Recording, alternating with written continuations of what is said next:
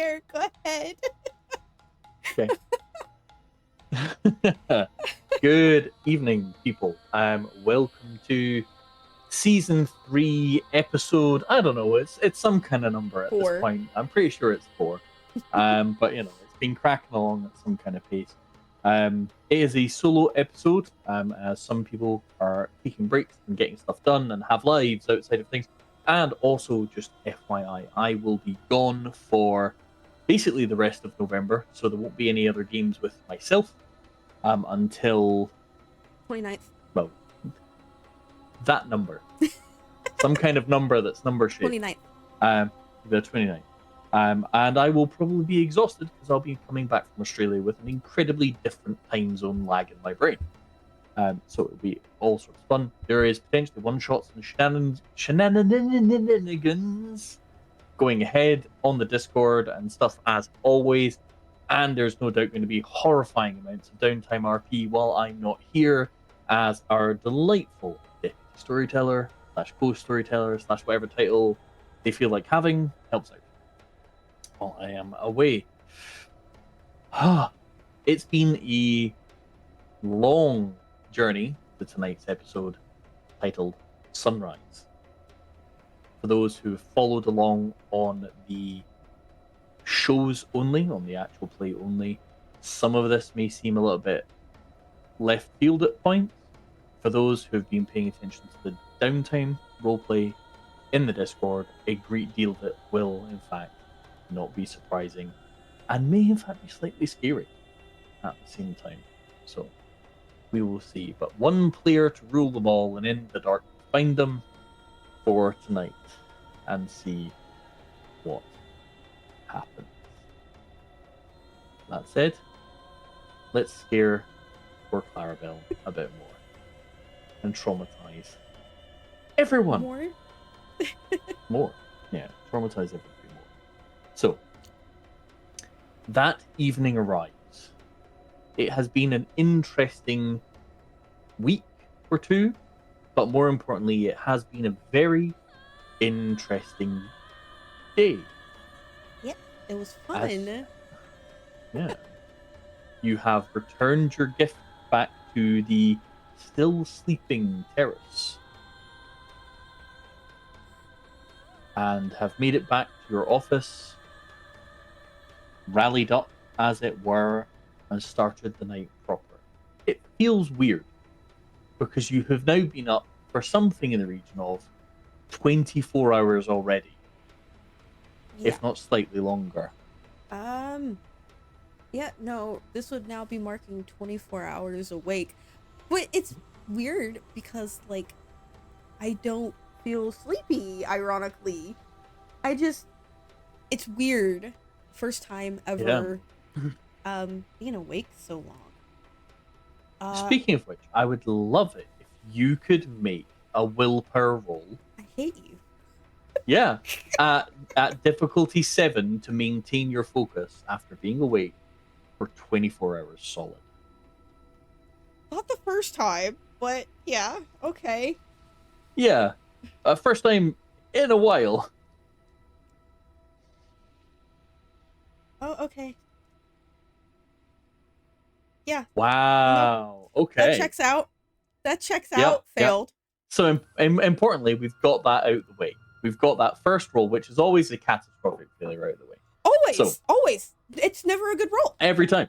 Isn't it? The first roll is always terrible, especially if you're Casimir. So.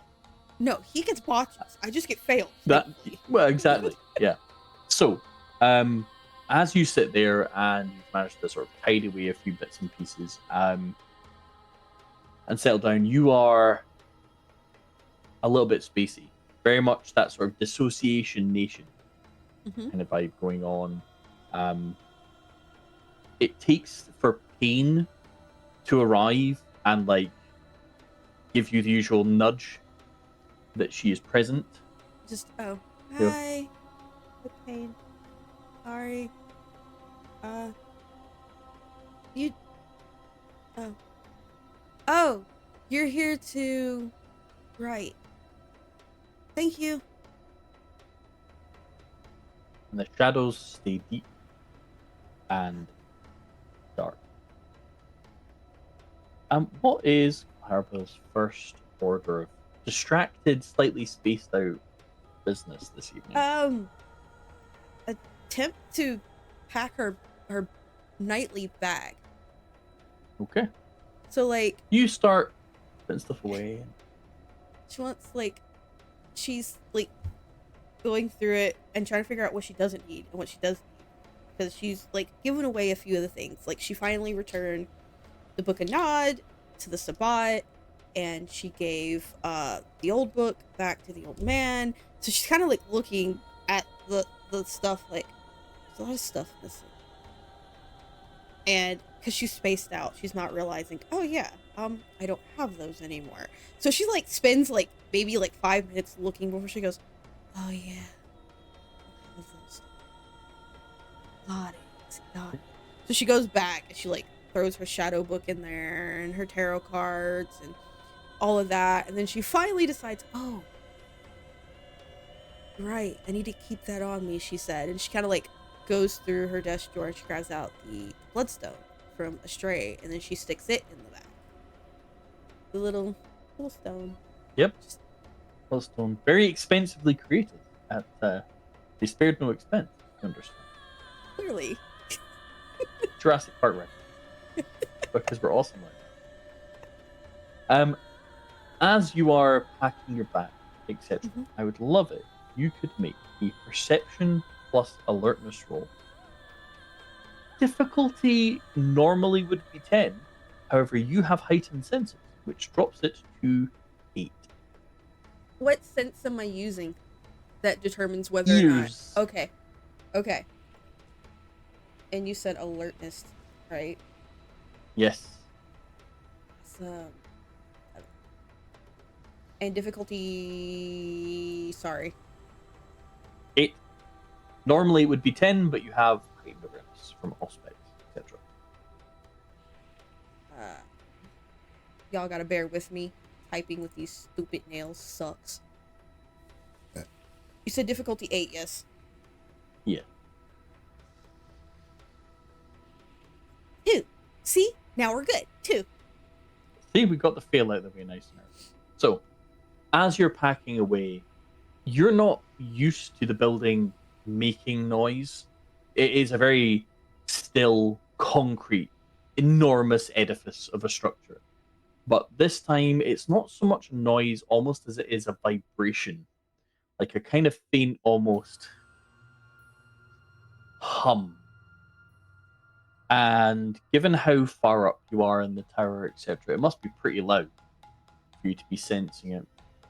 And it's like this hum of background, tiny hum of background noise interspersed with little tiny pulses. But it's so traveling up into your feet kind of vibe. What are the Toreador doing? I'm gonna grab my bag and put it on, and then grab my black card, and I'm gonna head down to Conventus to see what the hey the Toreador are doing, because So- that's what I'm gonna assume. They're throwing You're gonna parties. assume one of their parties. Yup. Okay.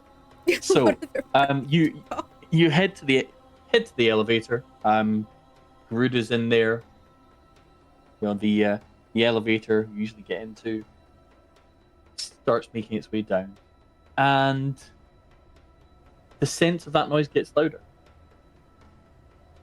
and louder until it's almost like you can make it out. Wits plus streetwise, please. Difficulty 8. You may willpower as always. Well, yeah, because that's what I'm gonna use it on. Well, You said 8, right? correct.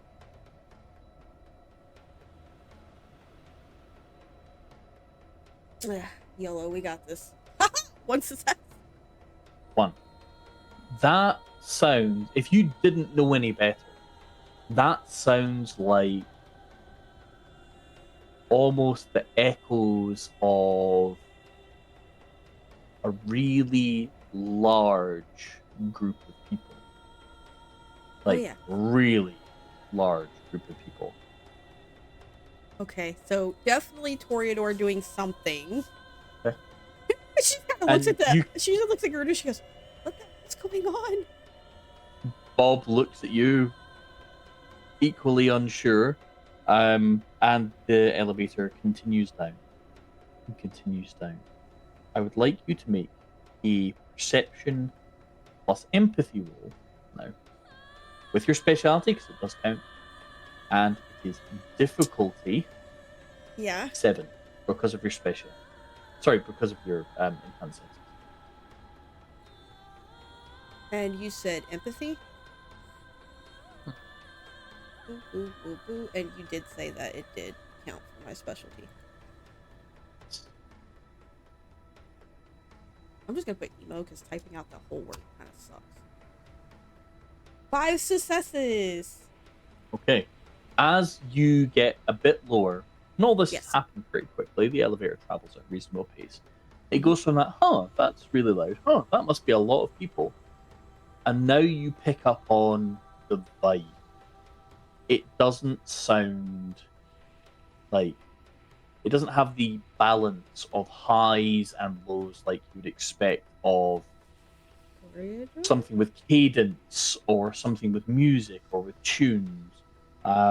It actually sounds like almost a constant angry roar as you descend. Can I pull Bob out my does not appear to have taken much notice. yeah? Just ow. Pull out my phone and just kind of like Okay. text Layla like, "Hey, the fuck's going on?" Question mark. You do not get a response. Oh no! Call? Diddle-oo-doo, diddle-oo-doo, diddle-oo-doo-doo. Diddle-oo-doo, diddle-oo-doo, diddle-oo-doo-doo. And That's not as you're normal. still on the phone, the elevator stops at the Conventus level. Okay. And the doors open. As you look out, the noise suddenly washes over you.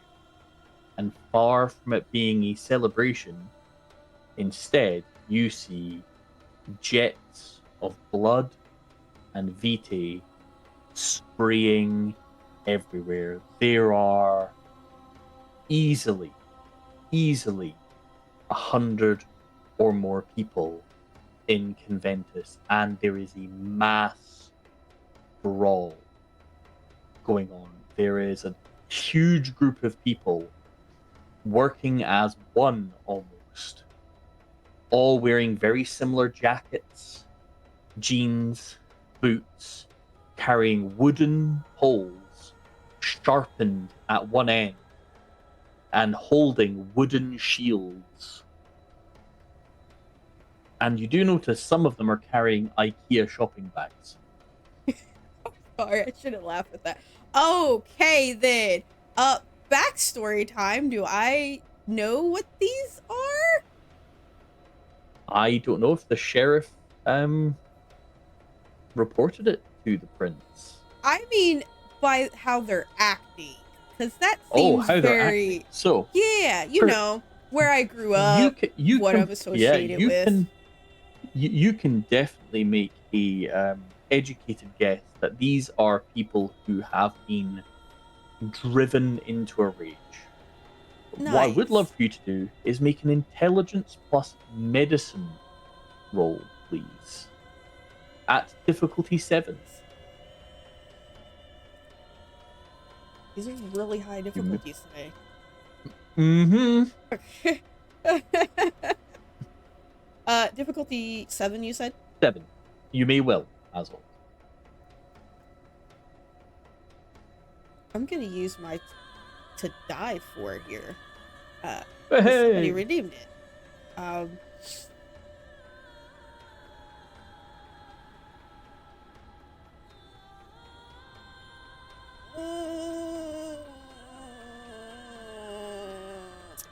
yeah. 4 successes.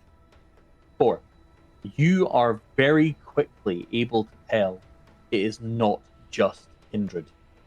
There are definitely people you recognize in the crowd from the regulars at the tower, but amongst the easily 100 and maybe 150 plus bodies who seem to be attacking, there is maybe only 20 or so kindred amongst them. And the rest appear to be largely mortals of some stripe. When they cut, they bleed. That blood smells like proper blood, and you can tell the kindred of the tower regulars, etc., are all rallying up together as best they can in their very thin numbers, but some of them are starting to look a little bit unhinged. Amongst them, you can see. Go for it. So, sword here, I know where the emergency hit is on Conventus, right? Since I'm still close to the elevator and not in the fight, I can hit it. Yeah, yeah. Okay, that's the first thing I'm gonna There's do. one in the elevator. I'm gonna sell Yep. my ass and just hit that button as fast as possible to hope that I can get like the other, yeah, I can get the other swords and everybody else up here because we're not gonna make this shit. So you hit the elevator button for the emergency. Bob in this sort of time is like he's a tactical dude, but he's not used to seeing an actual war in where there's normally like some polite sniping. Yeah.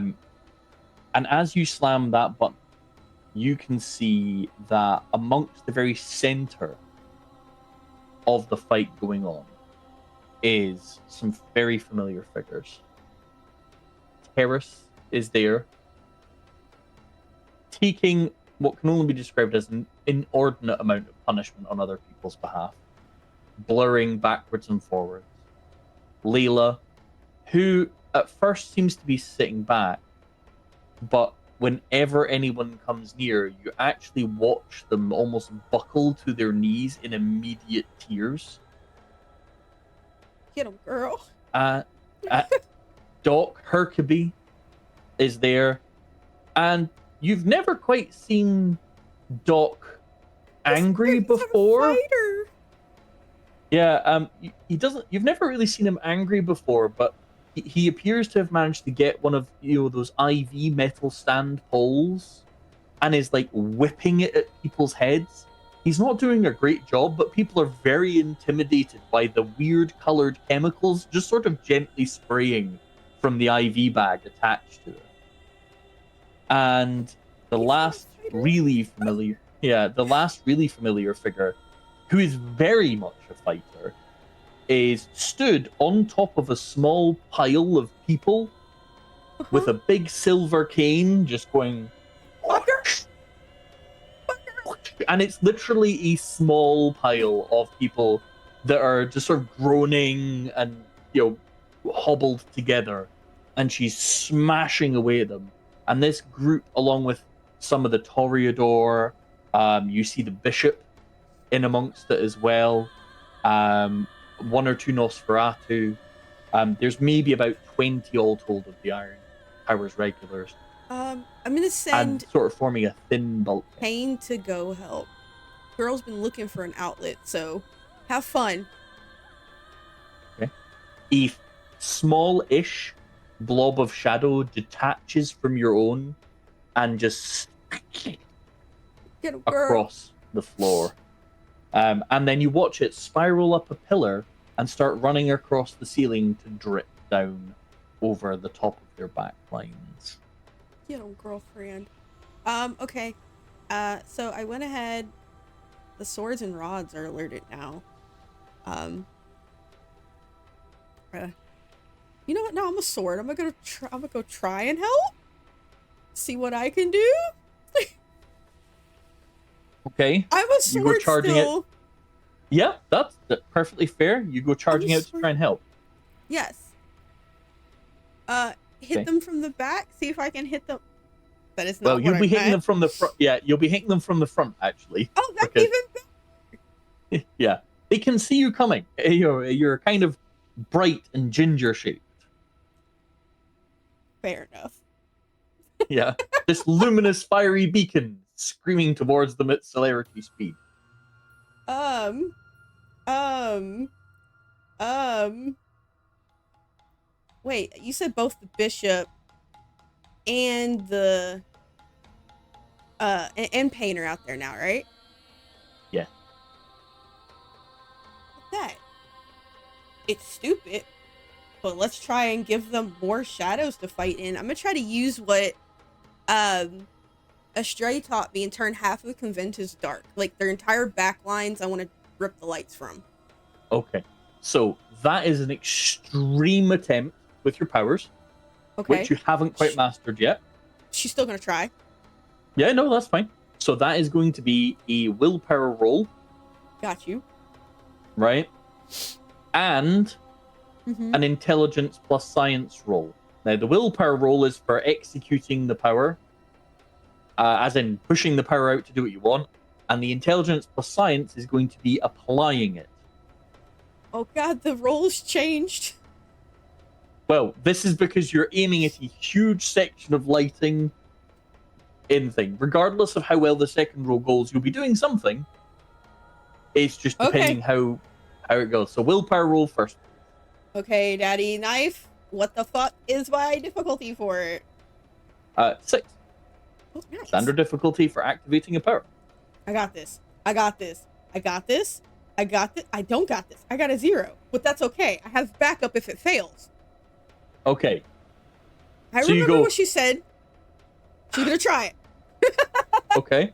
Where are you gonna try it? Oh, that's what she was gonna try to do, is rip a light down. Just anything to help give more shadow.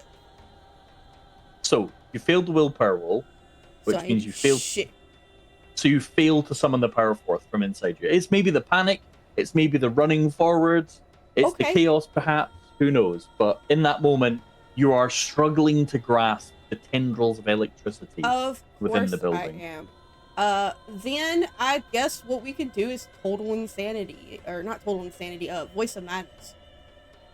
To get everybody in the front row. I don't have total insanity. I was reading it wrong. I can't read the fucking dot numbers. To get them to rush back into Payne. Since she's doing drippy drops, get them to rush into the back lines. Oh boy. So what is here we go. the general? You're doing voice of madness. Yes. Hold on. Right. His victims allowed. I know I have to roll. Yep, it's manipulation plus empathy, difficulty 7, and for every success, you will affect a victim. Yes. Just as many as I can to get go back. Ahaha. Go for it. But by your own rules, humans are automatically affected by demontation and dominate, so they gotta go anyways. Bye. Yeah. You've still got to try and hit a large mass. Yeah, yes, now exactly. I'm aiming for Very the kindred. sensible. You said at 7? Yes. And my empathy does count. My empathy specialty, right? Emotions. Yeah. Mm-hmm. Got you. Jesus Christ. 5, 7, 8, 9. Difficulty 7.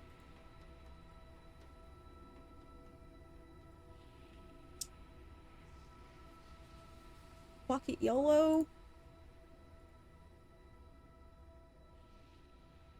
Oh, 1. Okay, yeah, because this makes a lot of sense. The one time I'm trying to do something. Okay, fuck. Your dice fucking hate you, I tell you. I'll take 1 kindred out of all of them. So, as you apply that discipline, bear in mind you also must test for Rotshrek upon invoking this power. Yes, I know. So, I would like you to make a difficulty 5 test, please. That's a willpower roll, isn't it? You gotta help me here. Because I'm used to it for the past where it's willpower. No, 2 seconds. My brain just went completely blank as well. Courage. I think it's courage. I think it's courage. I'm pretty sure I think it is. Yeah, it is. Courage. Courage difficulty 5. Because my brain immediately went through every virtue listed one by one. I got this. I got this. Aha, 1. I got this. You do. as you summon forth that fear and project it into others, you feel your own fear rising up inside you. You can see this is dangerous, and it involves people you care about, and that fear just grips at your collarbone inside and tries to claw its way up, but you hold it off. And yeah, one of the kindred who is leading a group of humans sort of screams and turns and runs in fear, and all the humans around them almost immediately sort of get this weird, dazed, sort of fear look in their eye. Mm-hmm. Make a perception plus awareness roll, please, at difficulty 4. Does it specialize with mind powers? Yes, it does! You said perception and awareness. Awareness with mind powers, speciality applied. And what's the difficulty? 4. Ha ha ha ha ha ha ha ha ha ha ha. There is specialty in my head. Get in there. 7 successes! In that moment, as you watch the pattern of people scattering around them, you realize that the even spread of kindred and the number of mortals is exactly what you would expect from Toreador presence powers. Okay. Exactly what you would expect. And you know it's not your Toreador because they're right there punching people in the face.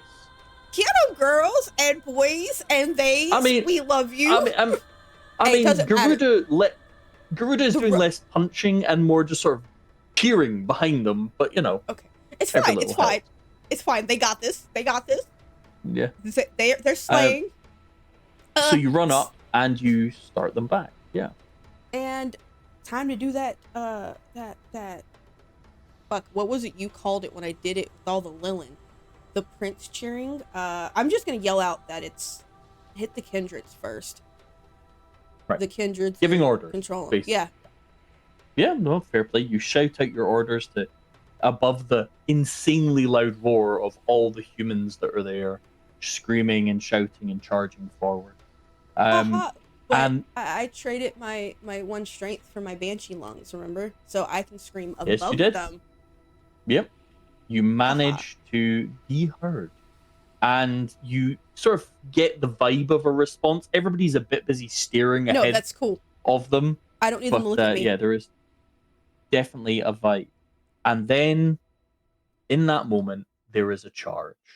And the wall of humanity, minus a small hole in the middle where they're going the opposite direction, charge forward with their wooden shields and wooden spears, with their kindred amongst them. And the lines clash. And it turns into a brutal melee. Are you staying on the front lines? No, I'm realizing that's pretty bad, and I need to even the numbers. I know where a few fighters are. I can't fight. I would be useless. I'm gonna back out and run down to the garden where I know that there are some fighters and try to get them to come up and help, like Kristoff and so them. You start backing away and start moving away. As the lines clash, you watch Terrace turn into a blur.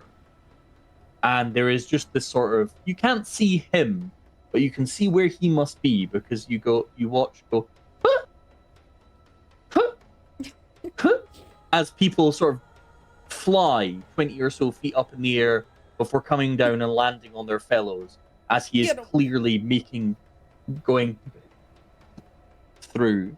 You see the Toreador huddled together, like projecting a collective glamorous awe into the enemy lines, and the poor mortals caught between their own sponsors and this combined glamorousness.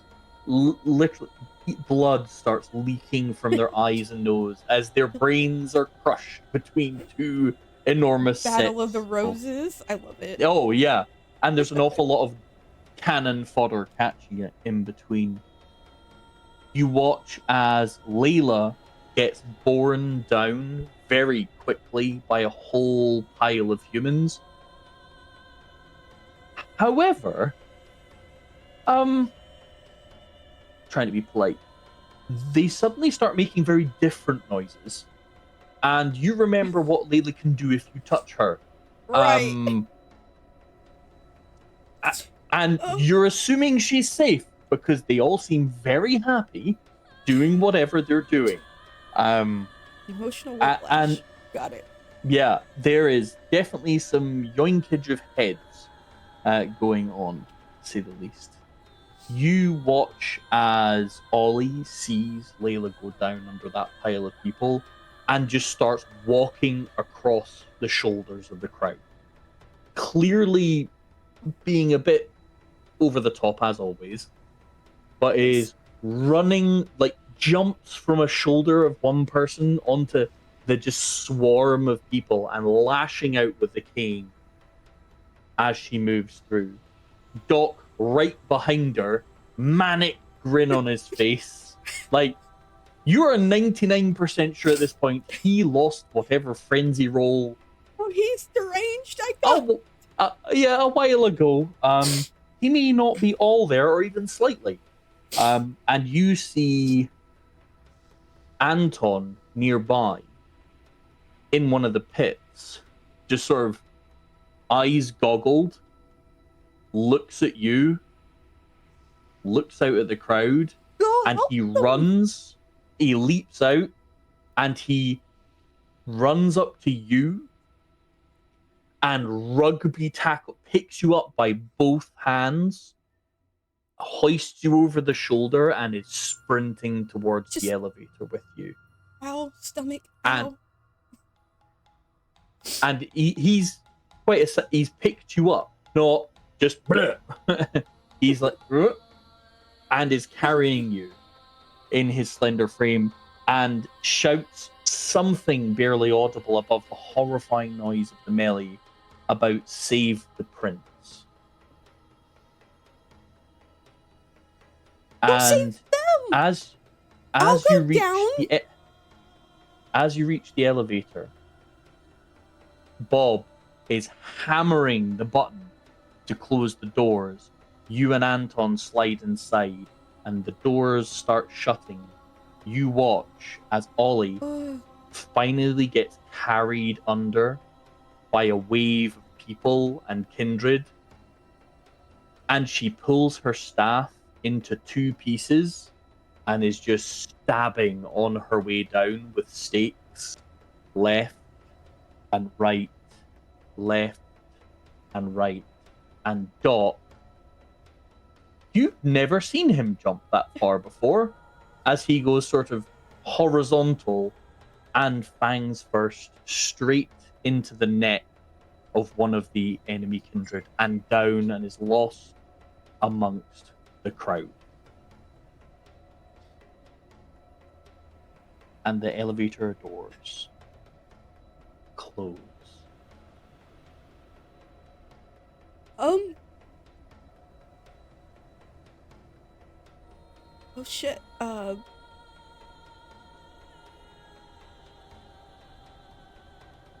Phone out. You need a moment? Nope. Phone out. Wait, 2 seconds. My other half says hi, Twitch. There's about 20, 30 people maybe watching this thing. Oh my. Bye. They all love her. Love her so much. Phone out. There we go. Foxglove. Tell her, convinces is hers. If it's not a friend, rip it the fuck apart. Call Potter. Tell him he needs to get the fuck up there. Both Justicars. Fuck them. They can get the fuck up there. It's part of their goddamn job right now. They can get their bitch asses up there. Calling Franklin and telling him to get everybody that he can up there now. Because he owes me for all the shit he's put me through and the way he's lied to me. Fucking calling the swords. I'm calling everybody. just Okay. instantly, like back to back. Like I'm not giving them time Yeah. to reply. It's I'm giving orders and then click Yeah. next person. For those that answer, they respond with very much they're on it kind of vibes. But in the case of Potter, you hear fighting in the background. Down there? You think he might be, based on the sound, Potter might actually be in the second floor of in Elysium itself. There's still music playing. You try and phone Casimir, and there is a sound of almost like a riot outside, but you can hear the sounds of his van, his ambulance, and but some swords answer, and they rally, and possibly the strangest phone call Yeah. is when you reach Janet, and she says, "Oh, I guess it's time to go superhero landing." Fuck yeah. And and then there's you think it's a noise, and then you realize it's not because it's the elevator shaking, and then you think, no, that's the building shaking, and it's like, I'm not done. We're going old man and the yeah, Giovanni. the She's called whole everybody lot, by the time she gets down there. yeah. And by the time you reach the garden, you have made many phone calls. Not everybody answers, but those that do are making an effort to come to the Iron Towers. Watch me celerity my ass through the garden. Loma. Loma's the first person I go to. So as you blur out of the elevator, They're down here too? Anton. No. As you blur out of it, and Anton chases after you because he does not have celerity. Keep up, old man. Yeah. What you do notice is Bob pulling open a wall panel in the elevator, and he pulls out a big, like, metallic switch. Clunk, rotates it, and pushes it back in. And he does it the same on 2 more sides. Okay. As you're running away. You have no idea what that means. No, because you're care. very far Loma. away. But you reach Loma and the other Lilin down here look a bit freaked out. Oh, don't care. Anybody who can fight needs to get up there now, because I don't know what's going on, but something's hitting the tower obnoxiously fucking hard, and I'm almost 1,000% sure it's the Sabbat, the same fuckers who hit you guys trying to come in. So if you can fight, get up there, fight. So you do know that there are very, very few fighters amongst them. It doesn't. Very few or not, they need to go. However, one of them very particularly she a badass. stands up. And you may remember what was her name again? Was it Christoph? Christoph. I remember who she is. Yeah, Christoph stands, nods. Loma goes, "Don't you dare! Are you insane?" And Christoph goes, "Everybody needs to go if they can." And Loma fight. turns to you and goes, "It's not that." And you watch as Christoph reaches into a bag that's usually with them. You've never really questioned it before, and pulls out a sword. Runs her fingers across it. Blood is leaked onto the blade, and you watch it catch white fire along its length. Yeah, get him, girl.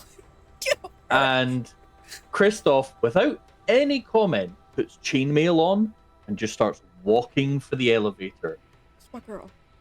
We love her. Bob, on the other hand, sort of... He's a brave man, right? But there's a lot going on right now. And he just sort of backs up and makes room. You can see there's a very brief conversation, and Bob has to undo a kind of hatch in the roof of the elevator. opens it down, and then Kristoff is up and through. Only about 2 other Lilin join. Okay, that's fine. Because most of them are not fighters, really. Most of them are not cannon foddery type people. They are I kind of look at contemplative. Anton and tell him he needs to get his ass back up there and help.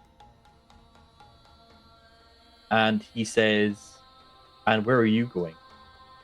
I don't know. Like, there's. I'm not leaving you down here alone. If the lines are breached, you have to still stand. Then I'll run. I know my way out of here, and I know how to get down to the Warrens with the Nos. And if worst case scenario, I'll run into the dark. They can't get me down there. The Fae watch me. And I will go with you. I am not leaving you. I won't be leaving you. Sorry, I had to dip into the Anton accent a bit here. I won't be leaving you, because, putting it bluntly, my son would rip my ass off my body and mount it on my head. Let alone, all the other people that we, are up there and would perform horrifying violence upon me. And I'm quite okay with horrifying violence. But I'll be going wherever you're going, since the people who would normally go wherever you're going can't go. And Ollie and Layla and Terrace. And how would they feel if I abandoned you, and then suddenly something happened that I could have prevented because they're busy occupying... Do you have that little faith in me? No, I have much... How do I put this?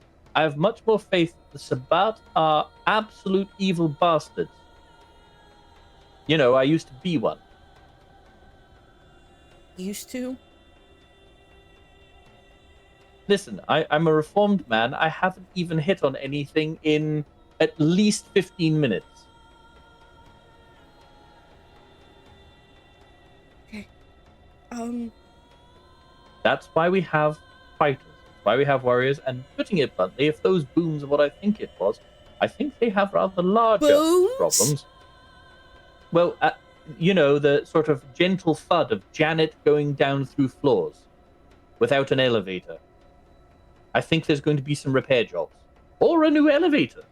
It'd be about time. It's really a pain in the ass trying to get up and down with only one real elevator. Okay, well then,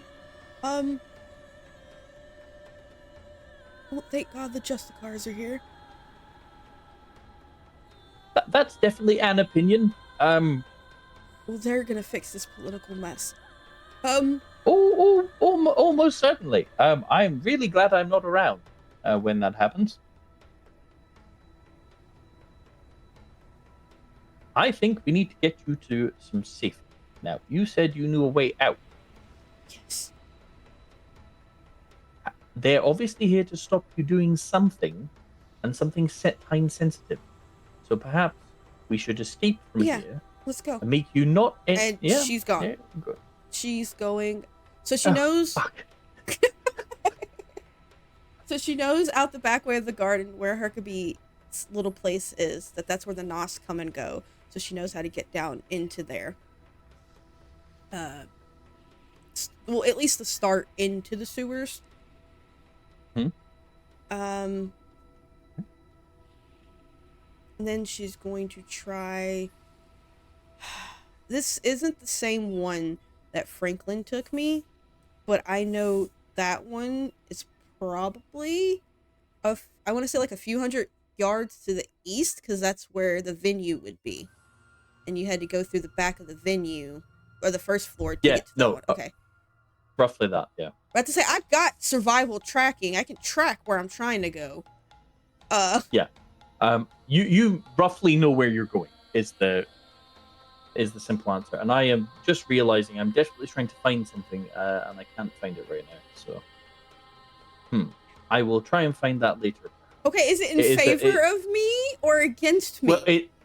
Well, it's in favor for you. It's an image you need if you and Anton get in a fight. You should absolutely go find that, because favor of me. Yeah, absolutely. You kind of need the help. Is there anyone or anything you're trying to take with you as you flee? from what Anton said, I think I know why they're hitting hard, which means I gotta get out of there. A few of the fruit that I can carry. I don't have time to grab anything big.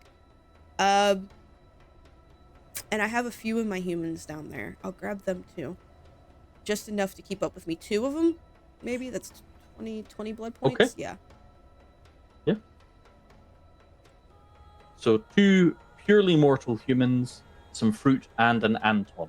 And an Yes? Anton, apparently, yeah. Would you care to make a perception plus awareness at difficulty 4, please? Perception and awareness? Yep. Is it sight-based? Yep. That's why it's difficulty 4. So keen-eyed perception would work. Yeah, as a specialty. 9 successes. Jesus. So as you are running around, gathering everything, and apparently all the visual data in the universe, you notice that Third is with you. My queen, my girl. Hey, are the rest of the rods are the rest of the rods helping? Oh, you're not part of the web anymore. Fuck. Oh, can I use the web to ask Merc where he's at? Yeah, go for it. Where the fuck are you at? Make a path roll, please. Difficulty 5. But you said once they're on my web, I don't need to anymore. No, this is for something else. Oh God, now I'm scared. You said a path roll? Yeah, difficulty 5. 5. Oh no. 7 success. Oh no. Only 7. I'm scared when it's high on a path. So, that means tower shakes normally. I'm scared.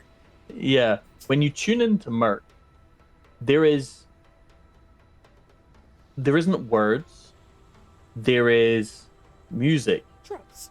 in your head, and the music that plays, and I will try and make sure it's short enough that it doesn't infringe anything and we get demonetized on Twitch. What you can hear is dun dun dun dun dun. Okay, dun, so dun, dun, he's deranged dun, out. dun, Got it. dun. Got it. So he's And deranged. He ain't hearing me. He's fighting. Got it. and there is a general sense of red mist and splatter and. Okay, so he's having fun. He's fine. Maybe one of the ex-Justicars of Malkav, who is a professional assassin for hundreds of years, might be fine in a physical encounter, especially when he has Obfuscate. Who knows? Yeah, no, he's doing might great. be doing okay. Got it. And he's deranged out because music's playing. It's not his voice. I know he's fine. Yeah. That's scary.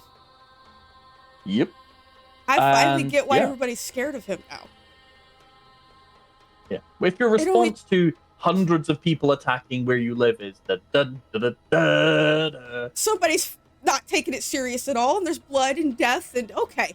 Yeah, I understand now why everybody is fearful of that man. Yeah. So you head into the sewers. Yes. Okay. Very quickly, the strange sensation of noises from the building fade away into the background. The fearful whispers of the Lilin hiding in the basement in the Undercroft garden, hoping they haven't lost another home. No. And the panic of the mortals who are with them from the whole situation fading into darkness, leaving you and invisible to everyone else, Third, Anton, and 2 slightly disconcerted mortals who are really glad they thought to grab some torches because they can't see you. Oh, they're fine. They're fine. Yeah. I'm going to take their torches from them. I'll take their torches from them and have them all hold my hand and my tail. Okay. So, like, my fucking 5-foot-long tail is just being held on like a rope so I can lead them. So, it basically goes, you, then 2 humans, and then Anton at the back holding on to the last human as you head deeper into the dark. I would love it if you could please make an intelligence plus survival roll at difficulty 6 to navigate the sewers under New York. Or more accurately, these sewers in this place under New York.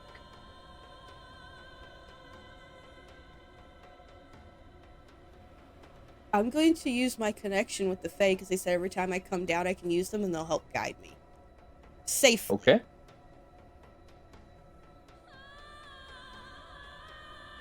Roll. I don't have to roll if I'm using them. That was your words. I still need you to roll. This is going to dictate how they're helping you, potentially. Oh, they're going to send me through a portal. Watch this shit. Now I'm scared. You said 6, right? Yeah. Okay. Now I'm terrified. We don't want this one to be a... Oh, wait. No, that's not going to work anyways. That specialty's not. Okay, you know what? I got this. Haha, a success. 1. There you go. So, you do manage to navigate your way through the dark. There's points where you kind of end up going in a loop, but not in a taking the wrong turn. It's like, I didn't want to go down into that water kind of vibe. That sort of like, that's not so much water as it is sludge. Got it. Especially with humans. They don't tend to last long in water like that. Okay. Okay, got you. But eventually, you loop your way beyond the surface level of the sewers into the true dark. That true underground, abandoned, urban exploration kind of vibe, where it used to be abandoned stations, shopping malls, bits of the city built on top of the city, still relatively modern, wending your way through. Now I'm going to go into my bag and pull out my stone and let it guide me from here. Because I know it keeps trying to drag me down here, but I don't know where. Yes. So, combined with the stone and its pull towards the east, you think. Okay. Wait, hold on. Reorientating my brain to the northeast. Okay. For my brain. You wend your way down and down because you very much still feel it's pulling you down, not just across, down into the depths. And between the 4.5 of you, you manage to get deeper and deeper into the dark. And then there is this moment where you just pass up what feels like a perfectly ordinary junction in ancient tunnels that are maybe only a person and a half wide, concrete and stone and everything else. And there is a shiver that runs down your spine. And you feel you are suddenly being allowed in to that area once more where the darkness truly lives. Are the others behind me allowed to come? Like, does it stop because they're holding my tail and they're holding, or? Well, they keep coming with you, but you feel the air get colder and colder. I'm pull out a fruit. Mm-hmm. Pull out a fruit. Okay. And offer it into the darkness. Be like, I need them to come with me, please. One of my pretty blue and glow bright fruits. Pure life. I would love it if you could make a charisma plus expression roll at difficulty 7. You may well. Forceful charisma work here? I would say so. 4 successes. There is a sensation of weight leaving your hand. Okay, they took my fruits. And the cold slowly starts to fade. It's still there. But not like it could kill them level. Not brutal. not Okay. lethal. And you can feel the two humans shivering as they hold onto your tail through the sensitive skin that it's made of. And Anton occasionally swearing that he should have worn a thicker jacket. I'm sorry, guys. It's fine. I'll just need to drink somebody who likes drinking brandy when we get home. Okay. And she just goes back to Oh, looking. good. She just goes back to her stone, and keeps Okay. following her stone. You go deeper and deeper into the darkness. At one point, an eye looks out, one singular eye looks out at you from the darkness. And it's eerily familiar. It's Casimir's eye. Oh, I'm being watched. As it stares out from the darkness. As you pass by, unmolested and free. In the far distance, you hear the strange howling of a certain group of mortals, but it soon fades, for you're way deeper and far beyond their presence. But while you can hear it, you can hear their frenzied wintertime activities, because they like birth in spring and summer. Okay, yeah. Oh, okay. Yeah. You can hear a lot of that, and the mortals who are following along behind are a little bit freaked out. Sure, it's fine. Don't worry about it. Nothing's gonna get us. We're fine. We're just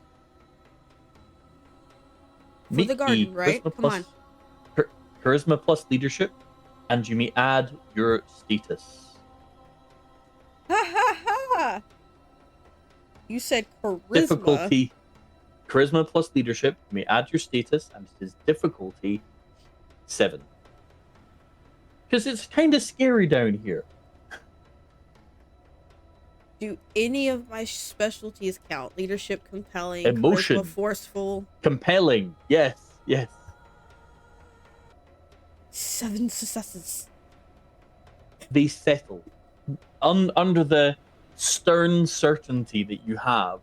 It's not even that you are somehow better at passionately speaking. It's the absolute certainty and faith you have that brings them to heal. Absolutely mollifying their fears. We got this. We got to get down here. Got to get for the garden. We're going. Eventually, you reach the large, square spiral down into the true depths that you remember from last time with Franklin. So I'll let the humans know eventually there is like a 3-foot gap that they're gonna have to jump. And I'll let Anton know that to know about it. Okay. But I'm going to let them go.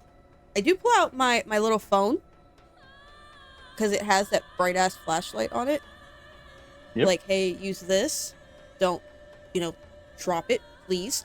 Well, they have their torches. Torches aren't gonna help in the dark. You need lights, not firelight. And fires can put poor Anton in a fucking... Oh, right. Hold on. Sorry. For our American audience, in the UK, specifically Scotland especially, we call a flashlight a torch. That's why she put the torches out, you jackwagon. Yeah. No, not burning torches. No. Okay, it was you gotta eagle me when we talk that. Yeah, sorry. I gotta speak freedom. We ain't freedom right now. Yeah, that's true. But I gotta talk in freedom eagle speak.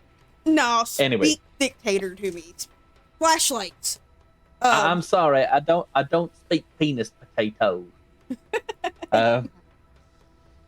Anyway, apart from phallic vegetables, which is a good double entendre as well, let us continue. So they light their flashlights. There we go. I'm gonna use my can speak celerity. Americanese.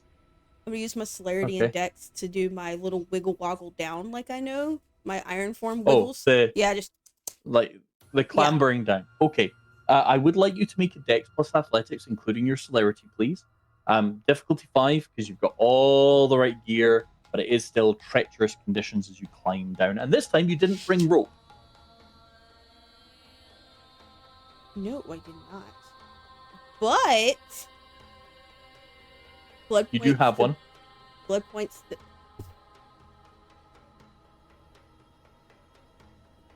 To up my dexterity. How many are you spending? 3. Okay, your dex goes up by 3.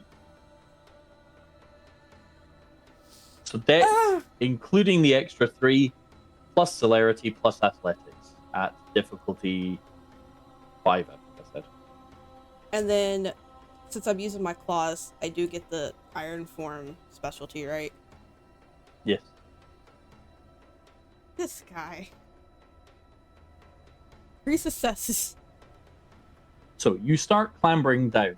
The 2 humans are very much doing the human thing of gently shuffling down the spirals of horribly shaky 3-4 inch wide sort of bits of steel, box steel that used to be beams, or a fallen I-beam, or a collapsed piece of concrete that they skid down in the dust, leaving dust trails. Anton, similarly, kind of clambers down behind them, looking a little bit wishy-washy. Not exactly a figure of raw power and athleticism in this moment. And as you get down there, because you do eventually get down there, and Anton helps the 2 humans, you descend to the old city, and real stone remains are now around you. You can immediately feel the presence of ghosts. It's almost as if something that used to be here is no longer here that scared them away. And it is spooky as shit. Just automatically, internally. Like, I think I know now. I think, like, it's connecting to her. So internally, she just goes, "You can hear me, can't you?" Talking to Apollo. There is no answer. But a different voice, your wraith, says, yes, I can. Just where there's a lot of murderers down here, we should go carefully. There's one with a really, really sharp silver knife. The other 4 have no idea about any of this because they have the spiritual attunement of a Brit. So she's gonna look at them just like, we're gonna be very respectful because there's a lot of ghosts down here. And while you can't see them and you can't touch them, they can see and touch you. Not to be confused in a nice way, Anton. They're not nice. Thank you. Like that. I needed that clarification. I got that feeling from the ominous eye rolling. Just making sure you know they don't want to touch your little dragon. Casimir's down here? Actually, I think they touched him before they ever touched you. That would make sense. He is a little bit of a slapper. So are you, from what I've heard, with your, hand. Oh, absolutely. With the apple hands does not that you give the Ventru in Conventus.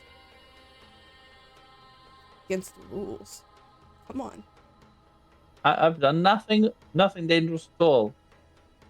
Nothing dangerous or offensive at all. Now, if one was to actually ask me if fleshlights are legal, I would have to say no. They are not. Let's go.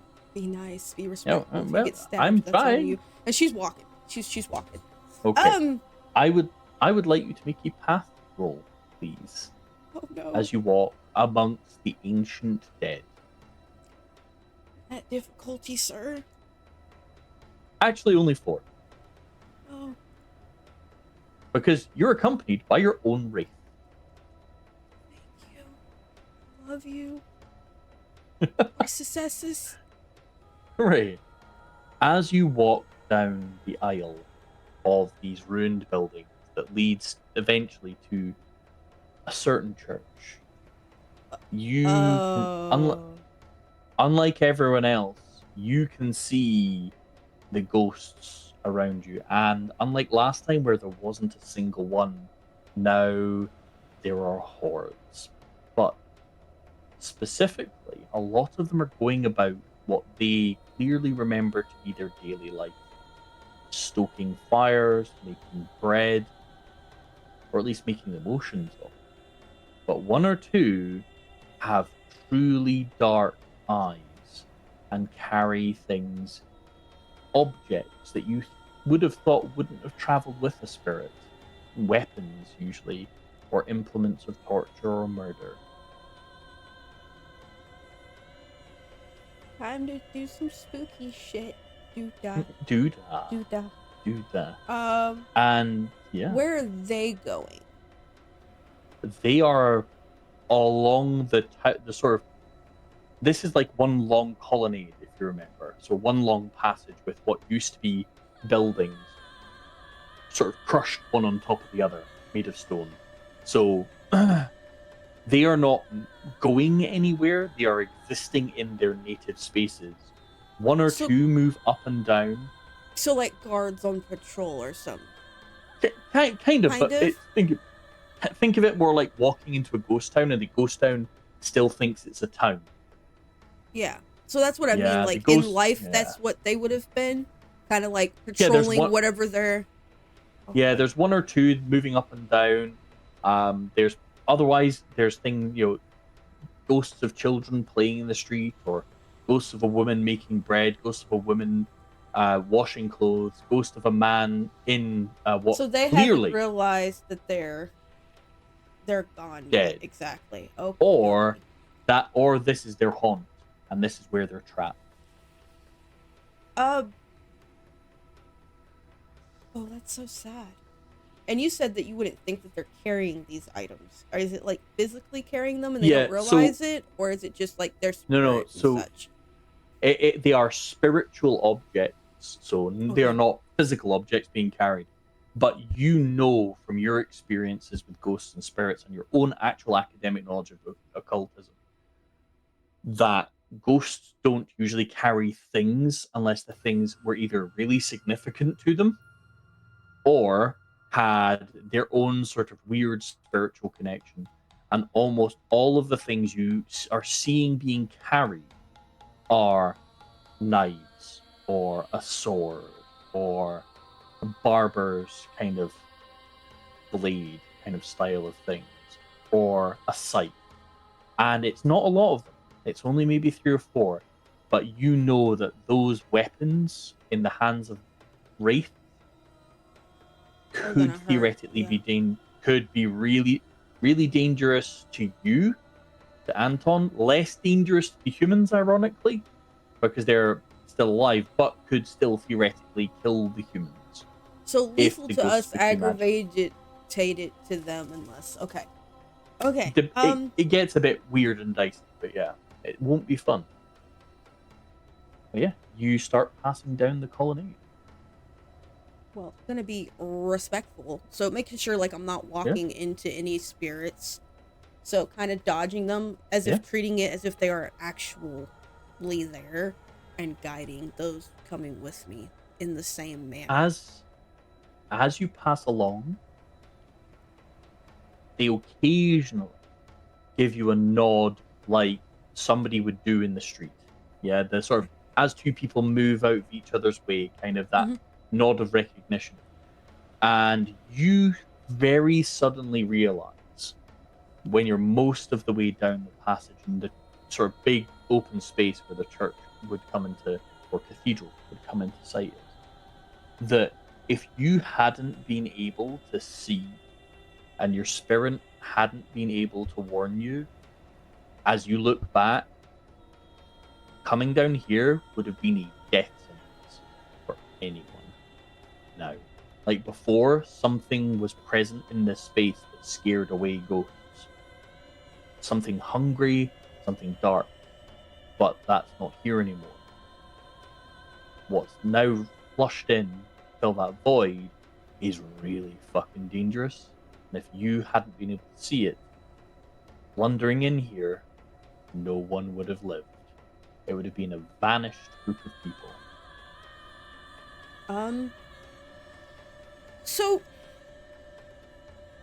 So that I get a better understanding before I start going and following the stone anymore. You said they're going on about their daily days. Yeah. Is there any stalls or anything like people selling Yeah. or out? I mean, sometimes you can see a kind of outline of a stall. Sometimes Yeah. it's just a person stood as if they were at a stall. Okay, so I'm gonna go to something that looks like that. And I'm gonna attempt to talk to the spirit. Let's do my spooky stuff. Okay. Let's go for it. Manipulation plus occult to engage it in conversation, please. Difficulty 6, because you are in fact a medium. I am, and I'm assuming none of my specialties work here. No, I don't think you have a specialty for ghosts. No, but I have a specialty in gaslighting and thinking them I'm one of them or they're one of me. That they're still alive and talking. For what I'm gonna do, I'm gonna kind of lie. Oh, right, okay. So that might become a second roll to disguise who you are. Got you. Right. And you said difficulty 6? Initiating. Yeah, difficulty 6. Yeah. Okay, yeah, I'm gonna use it just to be sure. 4 successes. Okay. The stall holder does start to interact with you. It's weird because their voice is tinny and far away kind of sounding. Mm-hmm. And you know that it's not a hearing kind of far away. It's very much that spiritual distance. Yeah. Different realms, different planes. Yeah, exactly. And now, if you wish, you can make your manipulation plus subterfuge roll at difficulty 8. Double specialty for impeccable lies, too? Well, you get your specialty. I'm giving you difficulty 8 because you're both a medium and have a wraith with you. Normally, pretending to be a ghost. No, that's what I'm asking. Do both of them work? Okay. Yeah. You're at difficulty 8 instead of 10 because you have a wraith. You've got specialities up the arse. What I mean, but it's quite hard to lie about. Yeah. It's quite hard to lie about being a ghost. Oh shit, that's fine. But you'll find a way. You'll Watch find a way. Gaslighting and that difficulty 8, and both specialties do apply, so I can put those in. Is what I'm saying. Yeah. Thank you. That's what I was trying to explain the entire time. Yeah, you're all good. Yeah, you're fine. Fuck it. Let's go down to 8. See, told you I was gonna need them all. 3. Okay. So, the spirit seems to engage in an equitable way, is probably the right way to put it. What you quickly discover is it's less about communicating in language and much more about communicating in intent. And ironically, that suits you better because you're used to gaslighting yourself. Absolutely. So, lying to yourself about what you're trying to do is as effective as lying to it. Yeah, trying to figure out exactly where it is I am. Since they're stuck in their time, it's more of I'm traveling and I'm trying to figure out where I'm at so I can get my bearings on where I need to go. So I'm trying to confirm if what I think this place is what it is by asking them where I'm at. Right. You definitely get a sense from them, because again, not so much words as emotions and sensations, that this is their home, their hometown, their place of living, and in their mind, you've got this sort of perception of a fortress or a place of safety.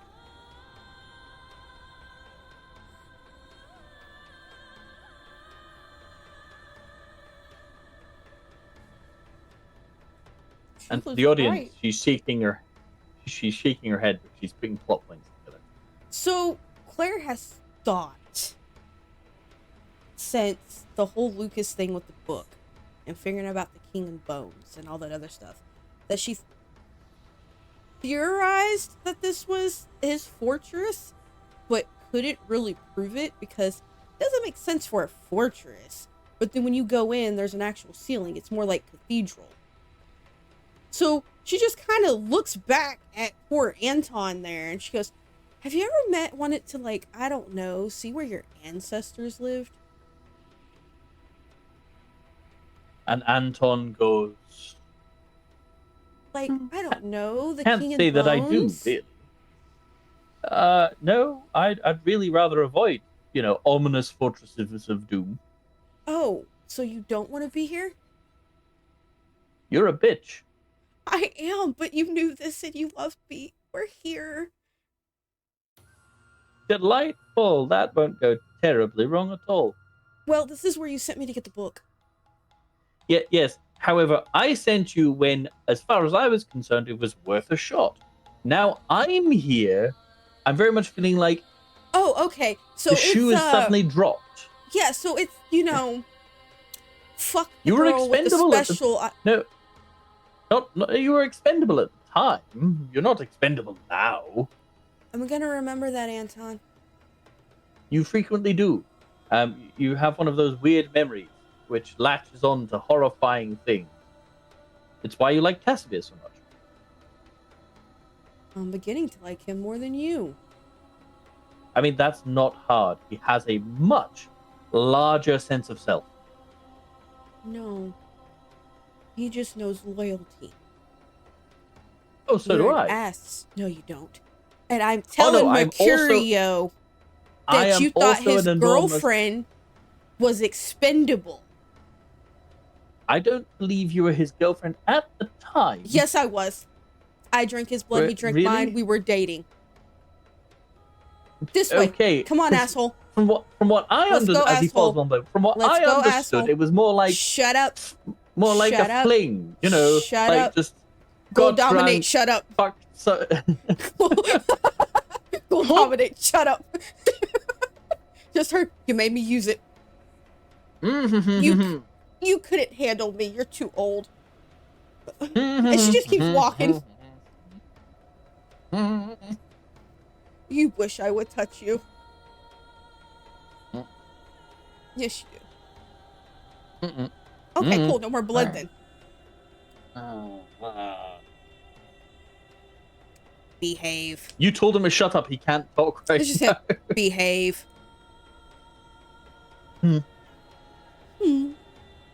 Bad dragon. And not the fun kind. You're trying not to laugh. Yeah, no. I am laughing and Anton is laughing. There is simultaneous laughter going on. Because clearly they modeled them off of him. Clearly. Ridged for everyone's pleasure. But his own. Anywho. So, they're ahead of you. So now that I know where I'm at, I know how to now approach this. Okay. Well, then, now that I know what I know, it's time to freak Anton out, I suppose. But I know I'm not going to get through here with people looking the way I do, so off goes the task necklace and into the bag it goes. There is a very strong reaction from Anton.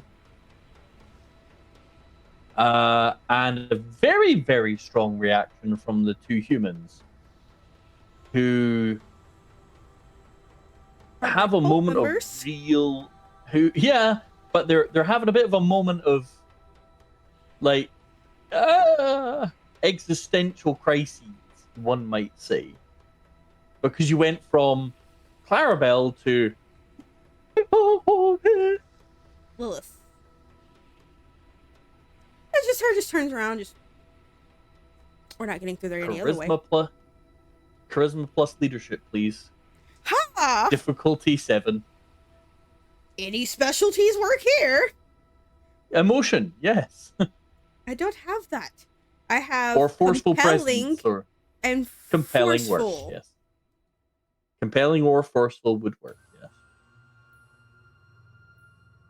And you said 8 was the difficulty? I don't remember. I did. think I did. Okay, fuck it. We'll go down to 7.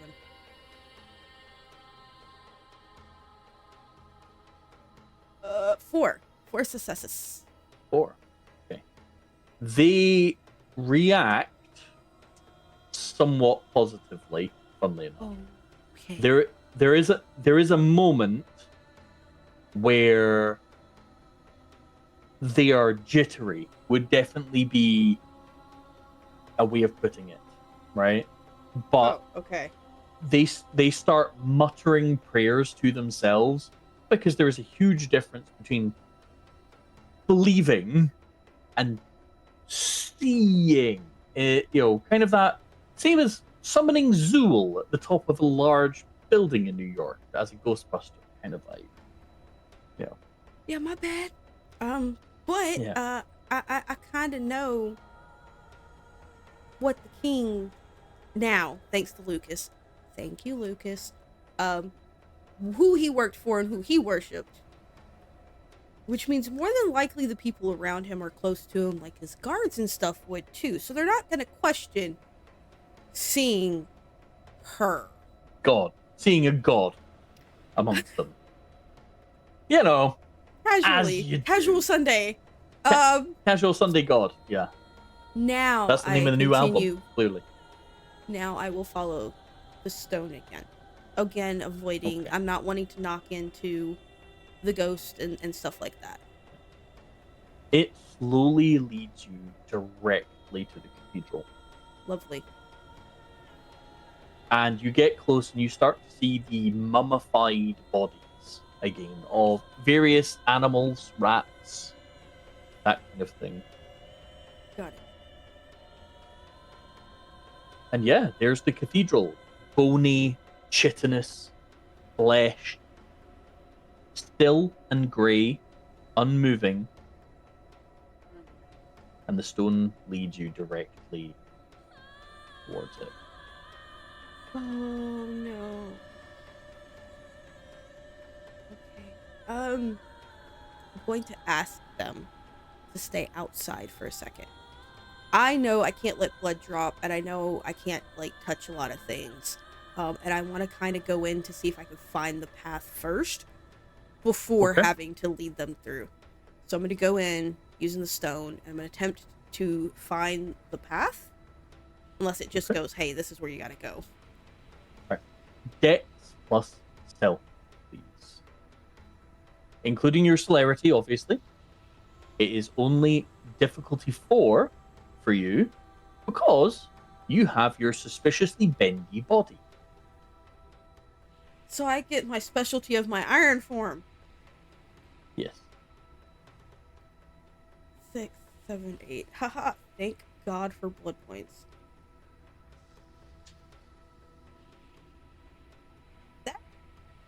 Okay.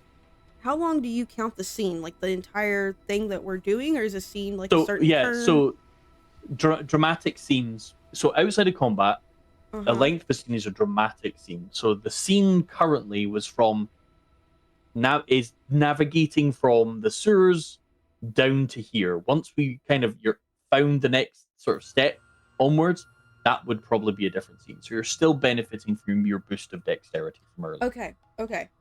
Got you. And you said difficulty 4. Yes. That's my iron form. 6 with my celerity. Okay. 4 success. So you step up onto the oddly squishy steps.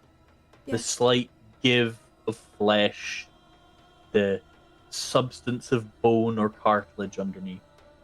And you slide between the two facsimiles of doors because they look more like giant heart valves covered in spider webs of chitin. Okay. And you slip inside, and it doesn't have a roof or had a roof in the past tense. Mm-hmm. But it has pews, it has all the things you remember from last time as if it was a real church or cathedral. but this time it's much easier for you to see that everything is a facsimile made of flesh and bone, especially having experienced a lot more Zemiti flesh crafting since.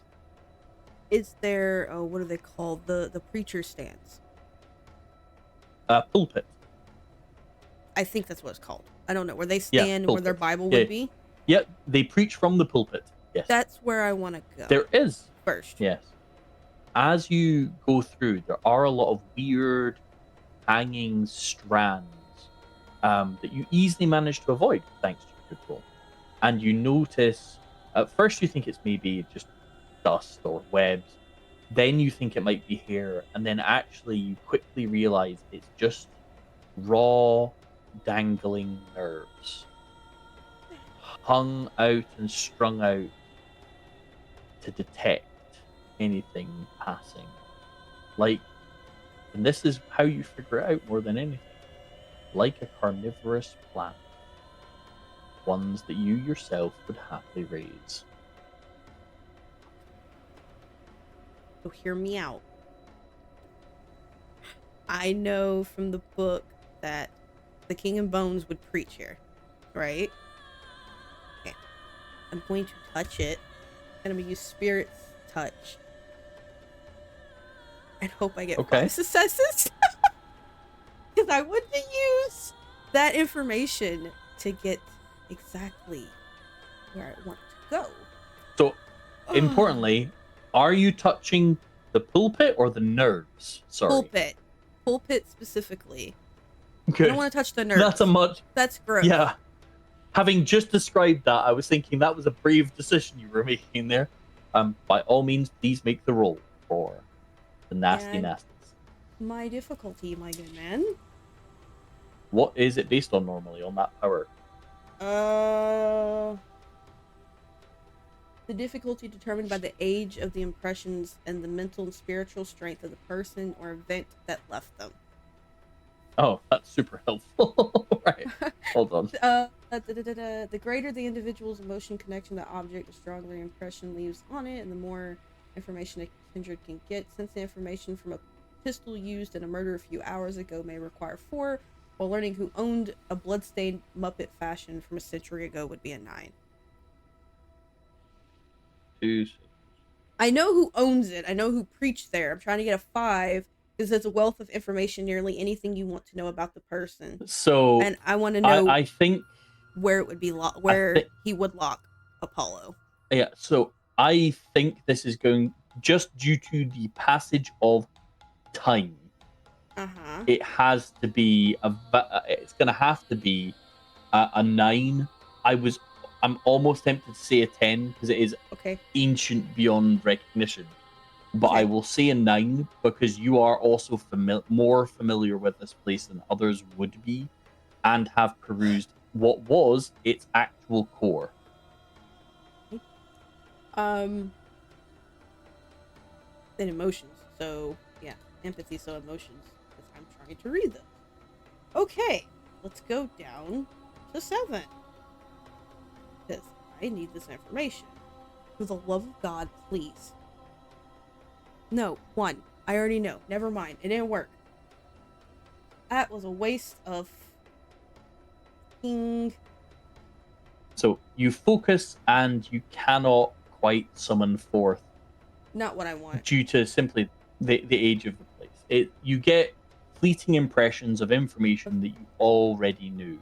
So I know so the last owner for sure was the King and Bones, like entirely. Well, more specifically, the last owner is present tense of this place. This place is the King and Bone. Oh, it is him. Oh, wait. You know the book that I said was an awful lot like someone's memories and knowledge and brain that was attached to a pillar in the center of the church that you took? Got it. I didn't take it. Well, that is true. I did not take it. That is true. Yes, Casimir. It's all Casimir's fault, clearly. get risky with it. I'm gonna go back outside. Okay, you go back outside. That doesn't feel that risky, but you do manage it. I'm gonna slip my hand and throw blood in through the front door. So I'm not in it anymore, but throwing it since I know who I am and what I am. Trying to get it to waking up.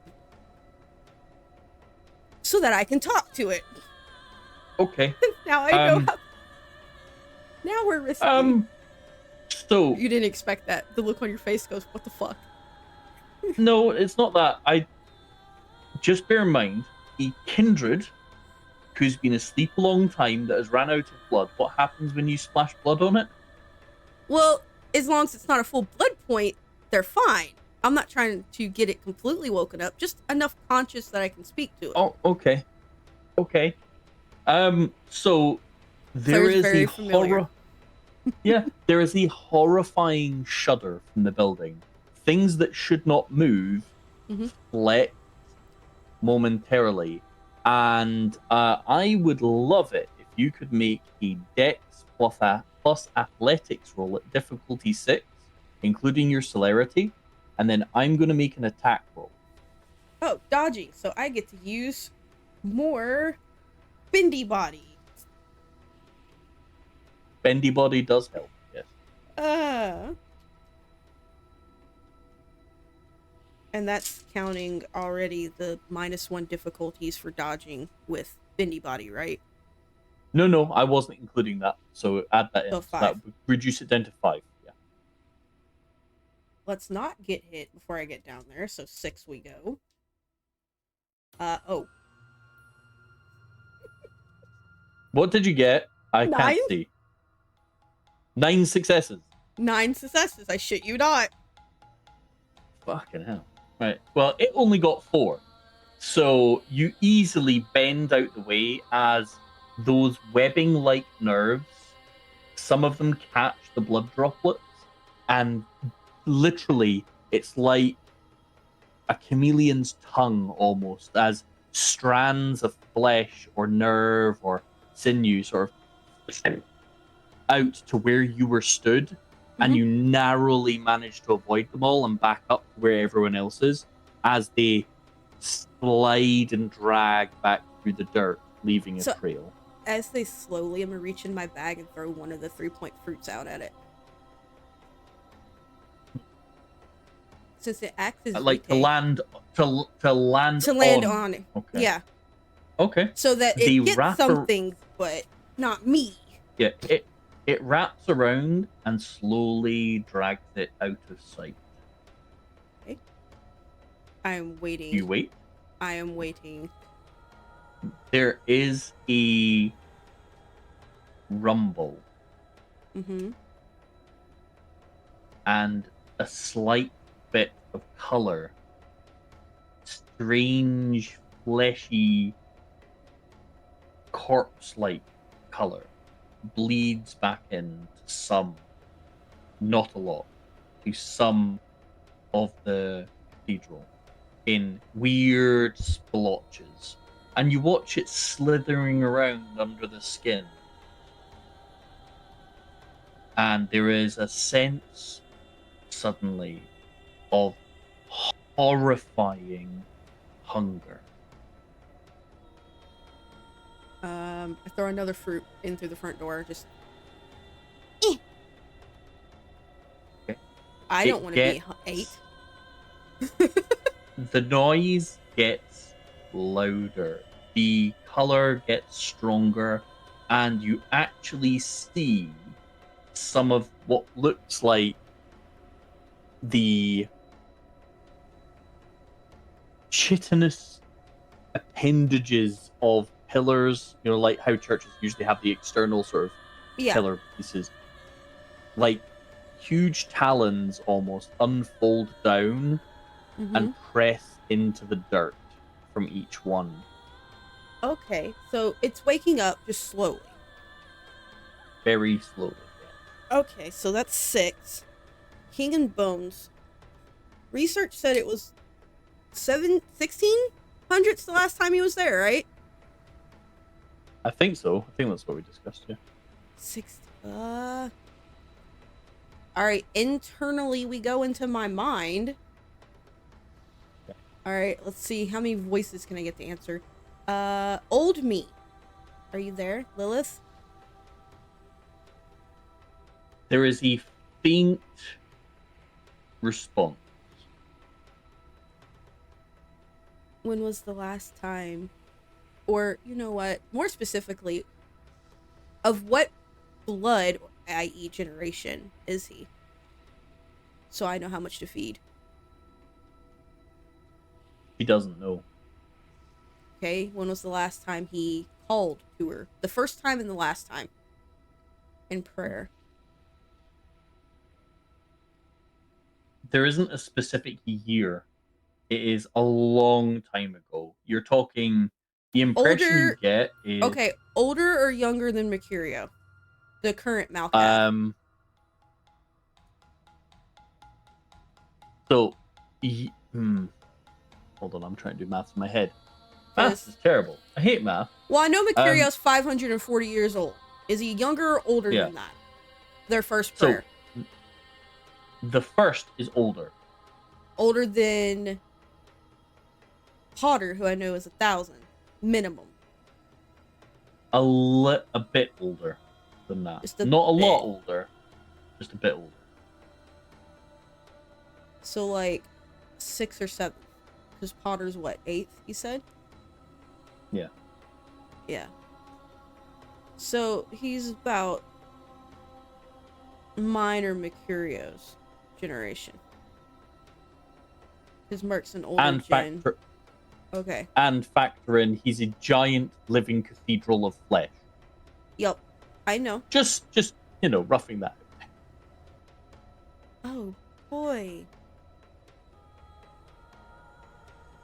Alright. I'm gonna turn around to one of my cult members and ask them which one wants to go back to the garden.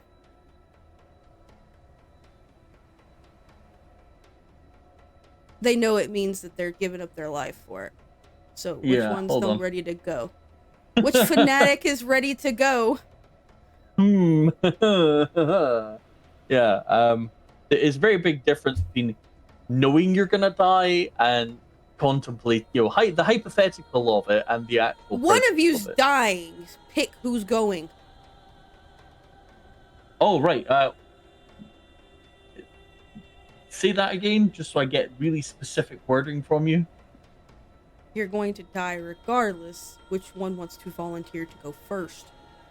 Yeah, one of them takes its bag and she smacks the guy on the back of the head. Like, full handbags at dawn. Like, there must be something, like, at least 20 rolls of quarters in that bag or something.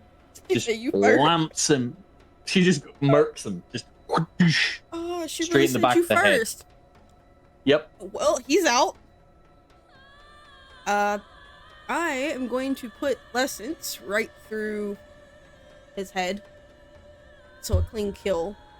And then start to drag him towards the church, get close enough that they can't reach me, and then use my foot to kick him like the other, like do that kick roll.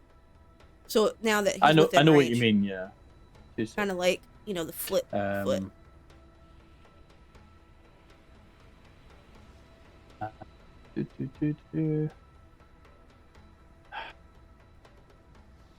I'm having to find something I did not expect I would have to do, because one of the things of you is because one of your path things is don't kill things unless in self-defense or for the garden specifically. Right. Okay. So that's fine. That's what I couldn't remember, and that's why. And it's path rating 3. Path rating 3. I can right. only kill in self-defense or for that betters the garden specifically. And since what we're doing has been stated, it's no, that's fine. Yeah. I had to go and double check what the path specifically said. Yeah. So you stab him through the brain. That's a whole thing.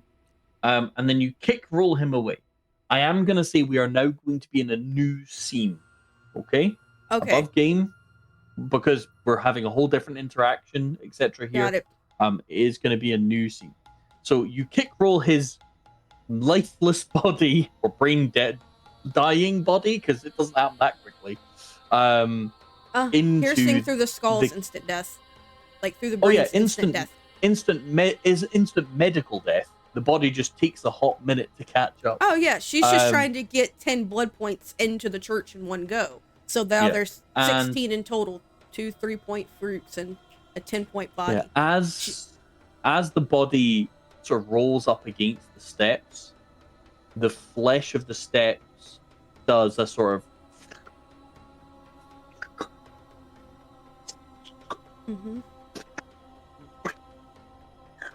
and slowly draws the body into itself.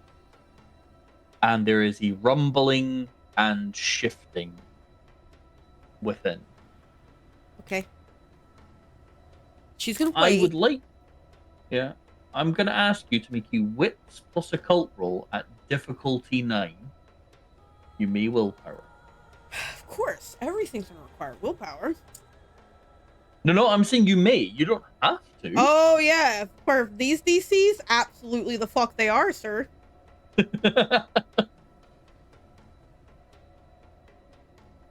You know what? I'm not gonna willpower. I got to start saving. Yeah, I'm just gonna have to fail some. Ooh, 3. There you go. Let's go. Okay.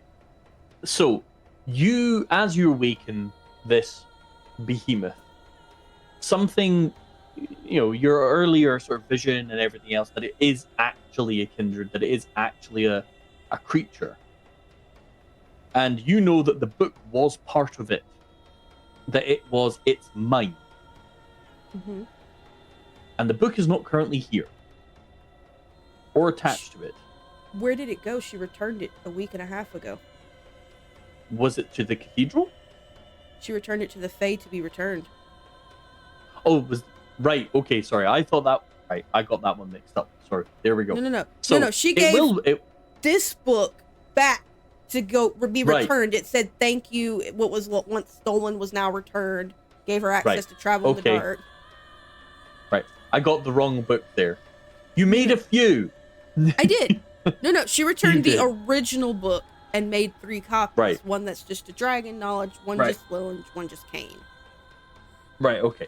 So, because that's why I got confused. Because I remembered there being 3. No. Not the original book was returned. Yeah. Okay. So the original book is there. Congratulations. There will be a consciousness in charge of a ravenously hungry giant monster. That was a close call. Well, that's got 16 blood points. She's going off the fact that she knows how much she has. So 16. If it's closer to her gen, then it's close. And she knows Mark has a little bit more than her. And she's closer to him now. So she's kind of hoping this balance out. To a degree.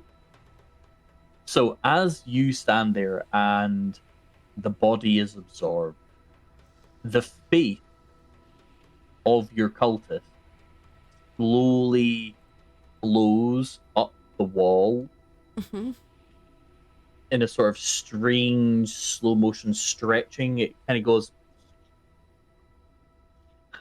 as it pulses up the wall until it's sitting directly above the door at the peak of the arch, and then the eyes open and they are blood red, and there is a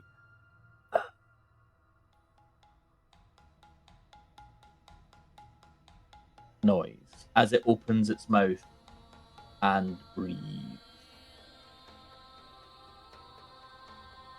Going to wait for it to catch its breath before speaking. Waking up fully. Yeah, it stays quiet for quite some time. It is quite old and quite sleepy. How long are you waiting? 10-15 minutes. Okay.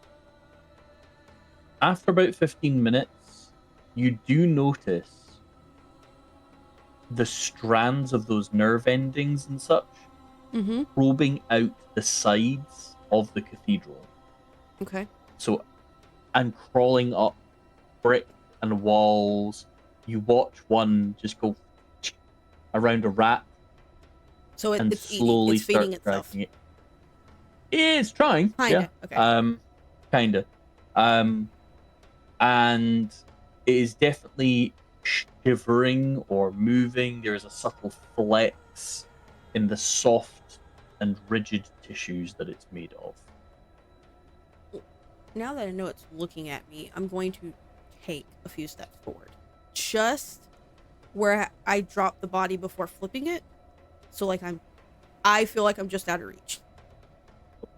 And There is there is a moment where you feel its aggression focus on you, like hunger, just staring at you.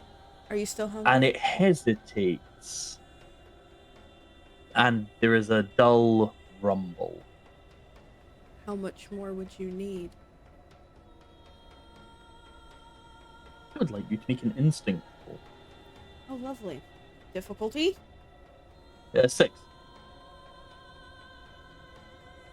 I got this.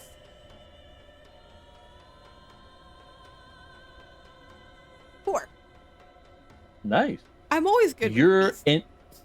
Yeah. You and the beast are like We're Wonder Twin homies, powers man. Yeah, like Wonder Twin powers activate. We're homies. If it's not, you spend half your time making deals on who can hump who. You know, pretty much, at the yeah. end of the day. Yeah. Your beast passes on a sense that this thing may not have a hunger that can be satisfied. That it is beyond monstrous. It is a needy, hungering beast that is currently not frenzied. Okay, so it's currently not frenzied, so I can speak to it. That's what I was worried about. So it's not frenzied. Correct. Okay, well, I can't help you satisfy something that has no end. But I do need your help because I'm finally coming for him. And I need to know exactly where he is and how to get there safely. So that I don't get hurt. So I need your help.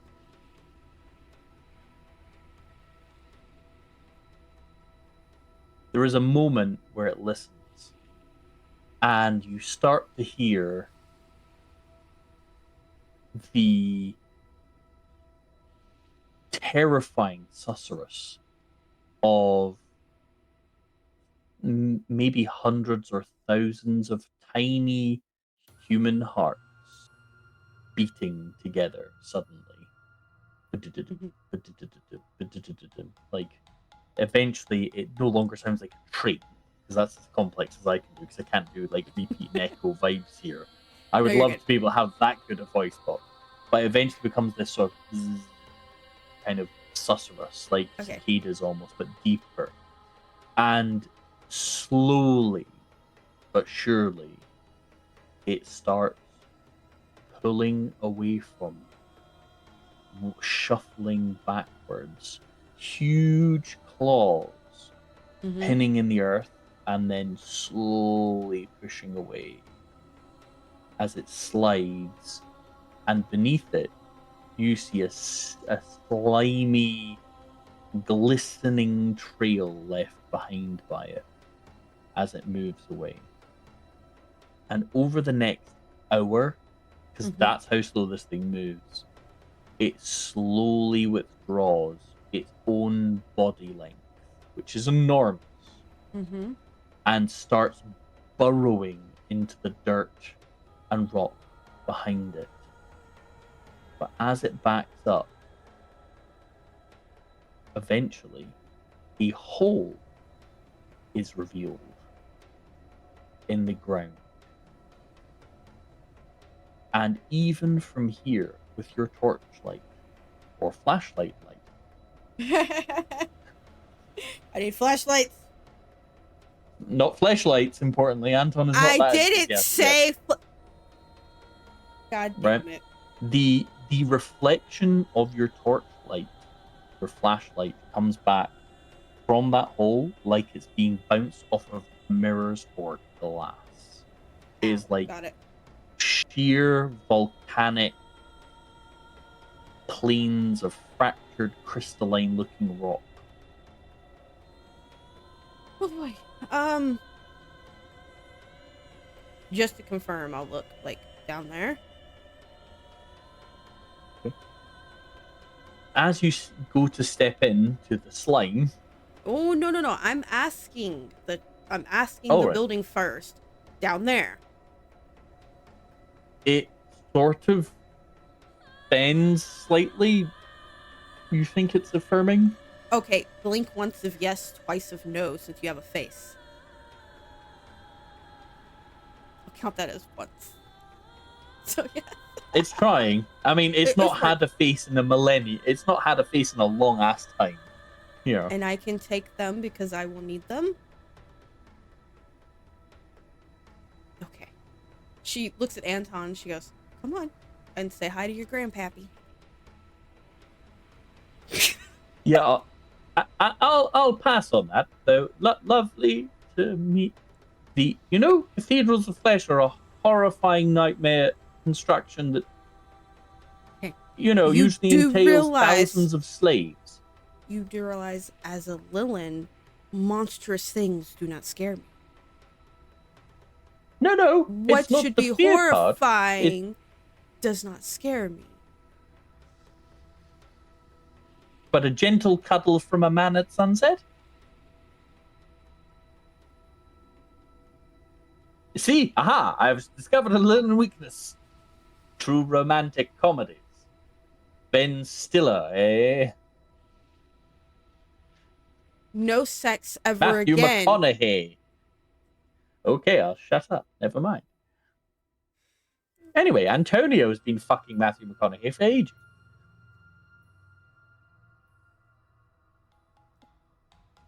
What? Oh, you don't know? They were in the same asylum together.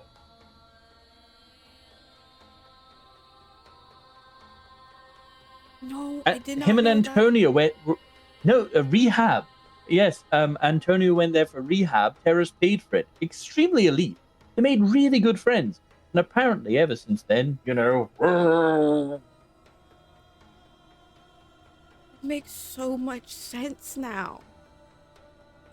Really? Oh. I didn't think so. Matthew McConaughey is an absolute hunk. Oh, no. I mean, why Antonio's very shy around women. I mean, yeah, no, that's actually a good point. Oh, poor Mother Loma. That's funny. Oh, has she been trying to bang the poor guy? Yeah. Oh, he might. I mean, maybe. I don't know every way someone swings. I don't really care as long as they swing. But no, he definitely has a her with Matthew.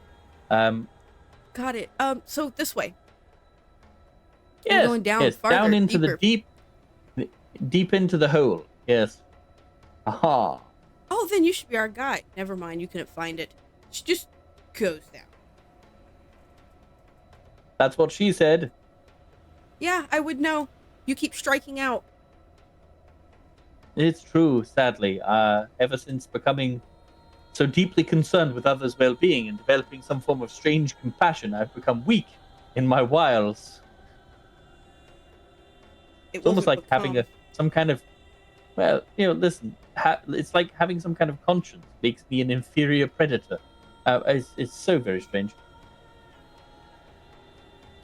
So anyhow, yes, the lovely carefully. big hole. Just shut up, Anton. So, you know what? Actually, matter of fact, Anton, would you like to know where we're going and who we're meeting? I and am why you should fucking shut terrified. up?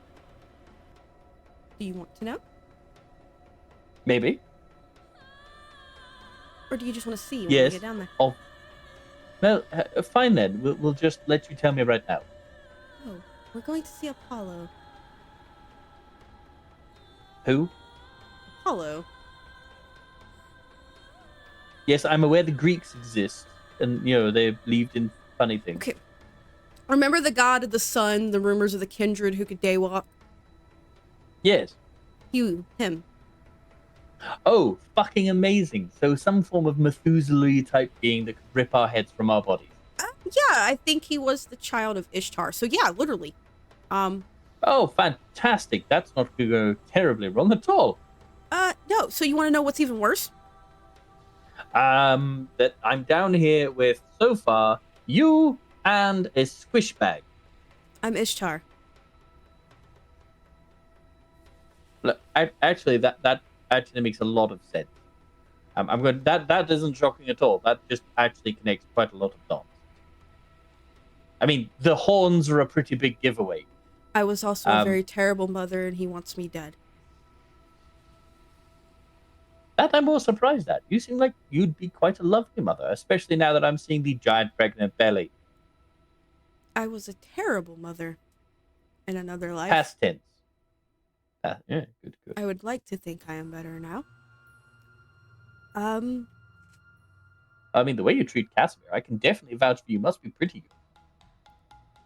He's a good kid. You did terrible with him.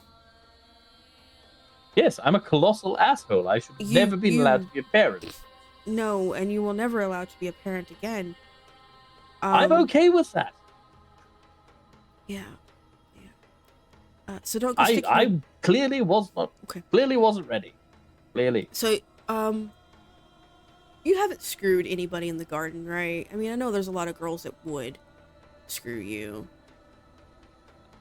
There's no. I mean, there's been a lot of, shall we say, seeding the earth. Well, I'm asking because every Lilin down there can be knocked up like I can. So there's a chance you could be a dad if you slept with any of them. Not unless they've been scooping soil up out the garden and shoving it up in there. You think they're beyond that? Are you telling me they aren't? They're not. Or they are? They're not. They're not like, beyond. They won't? They absolutely will if they find you worthy enough. Oh, then you might be completely fucked. Because I've been doing that on the regular. Why are you You know, funny thing is, I think I just told Casper that there's people down there that would probably jizz to water the fucking garden, and then... Yes, I was doing that. Yes. She goes in the hole. Okay. That's what she's said. She's done with him. Fair play. You head on down the hole. The shivering, terrified mortal slips and slides across the slime trail behind you, sometimes up to mid-shin deep in half slime, half mud, liquefied goo. Anton schlepping along behind him. And you make it into the tunnel. I'm using my claws so I don't slip. Yeah. My feet claws. Well, as you do so, you cling, ting, ting, ting, ting, as you get into the hole. Every surface is a fractal, flat plane of highly reflective volcanic glass.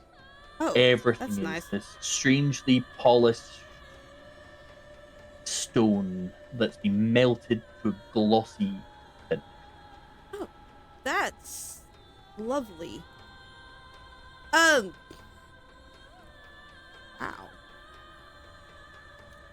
Down we go. And I'm following my bloodstone again. Okay. So it leads you down and northeast.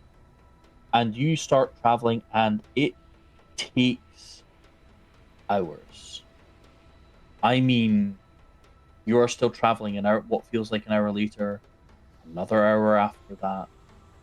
And as you go deeper... So can I use my phone to actually check the time to see how long it's actually going? Oh, for the time. Yes, absolutely. I thought you were going to say the GPS, and it's like, no, this underground. No. To see the actual time that's going. Yes. A good couple hours has passed by. Okay, and a couple by how many? Because I know it takes 45 minutes to get all the way down. It took an hour to feed the thing, another 45 to get it all good and moving, and then another hour for it to do it. So we're already like pretty far in. Yeah. And I would still have to get all the way back up. So you are traveling and traveling. It gets deeper, darker, and more importantly, wet. Oh, great. There is drips and pools and splashing ice cold water. rivulets sometimes running down the sides of the rock. And eventually, you reach the first signs of something not weird. And it is large pieces of wood. Like somebody has taken huge redwood trees, stripped them of bark, and they have turned white with ancient age and are just sitting there, supporting the ceiling. Oh god, I don't know how. Wow. That's good. Wow. Wait, redwood you said. I Like, know that's those. the vibe. Oh god, redwood hasn't been in New York's area in almost 2,000 years.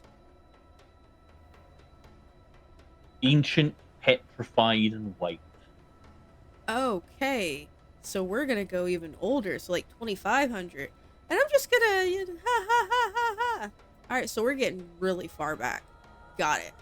And as you move through, I would like you to make a perception plus awareness of, if you have specialities around magic, by all means do so. At You said difficulty, perception or wits? perception plus awareness. And difficulty? 6. 1. Okay. You can really taste the power on the air. Oh. There is a palpable spiritual vibe, and I don't mean spirits. I mean just spiritual. It doesn't feel like blood magic and arcane, and it doesn't feel like the odd experiences you've had with Legion, and it doesn't feel like when you've used your tarot or anything else. It Does just it feels like feel like the bottom of the Tremere Chantry in Spain? Or does it feel like when I taste Terrace's blood for the first time? Old familiar, but not of this lifetime. it actually feels more like when you were in the pines with Foxglove. So It feels more like Foxglove. the gauntlet is really, really, really, really, really thin. So a lot of the magic seeping through. Oh And no. Okay. as you get into this space with the shivering mortal behind you and Anton, you find yourself coming to a large opening space. And as it opens out and your torches, flashlights, illuminate the space, it is it, a large space, we'll go with. Maybe you could fit a couple of houses in here, kind of vibe. And there is fractal volcanic glass sort of all over the place, but these huge trees are placed like pillars all the way around. And they meet the ceiling, and the ceiling arches over the top. From the ceiling drips an almost constant thin snake of water that slowly falls down and trickles down into the basin of the floor. And the floor itself descends in sort of gentle step waves of glass.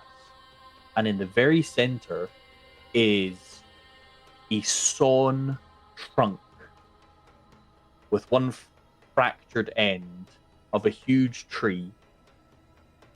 But in its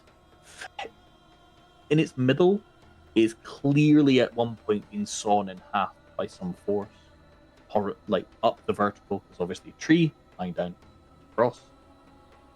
And on the top is a likeness that looks really familiar carved into it.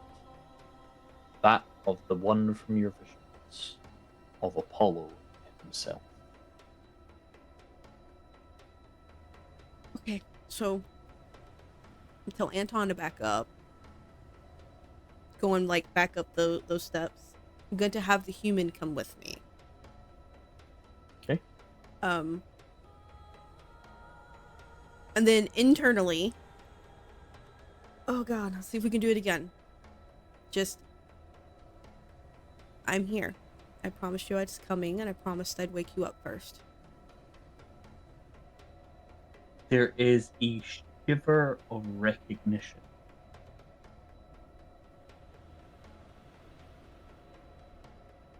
This human is who you can have. And if you need more, I have things that you can eat. The whole place sort of gently trembles, and a little bit of dust falls from the ceiling. She just kind of like looks up at it like, oh god. That you said down that there's like a few steps to go down, and then in the middle is the trunk, right? Like undulating, sort of gentle slopes. And... Okay, so she's gonna make her way towards the trunk. First things first. You says cut in half, right? There is clearly a seam horizontally halfway down. Like to be moved, like closed type thing. Like it's at some point you can easily see and trace it. It goes completely clean all the way around. If you were to walk around it slowly, okay, like it has been cut in half at some point. I'm going to try and push the top part of it off. Make a strength plus athletics test, please. At difficulty 8.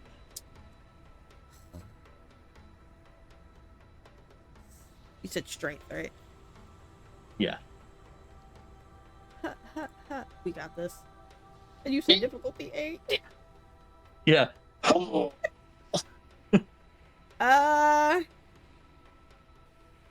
many blood fruits I got left? I've used 2. I think you only the little have the little 3-point ones. Yeah, you have one of the little 3-point ones and the big kahuna, I think. Did you use the big kahuna? No, I have not used that one. That one's for big boy. You have still got the big kahuna and the small kahuna. So I'll burn 3 to up my strength, and then I'll eat my fruit. I'll eat my fruit, then burn the 3. Yep, good way around. Yeah. Yep. So, and then you say difficulty 8? Yes.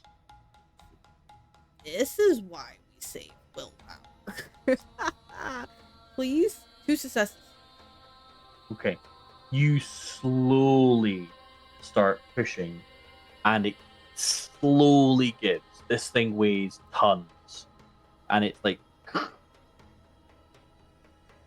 Anton shouts down going, would you want a bit of No, stay over hand? there.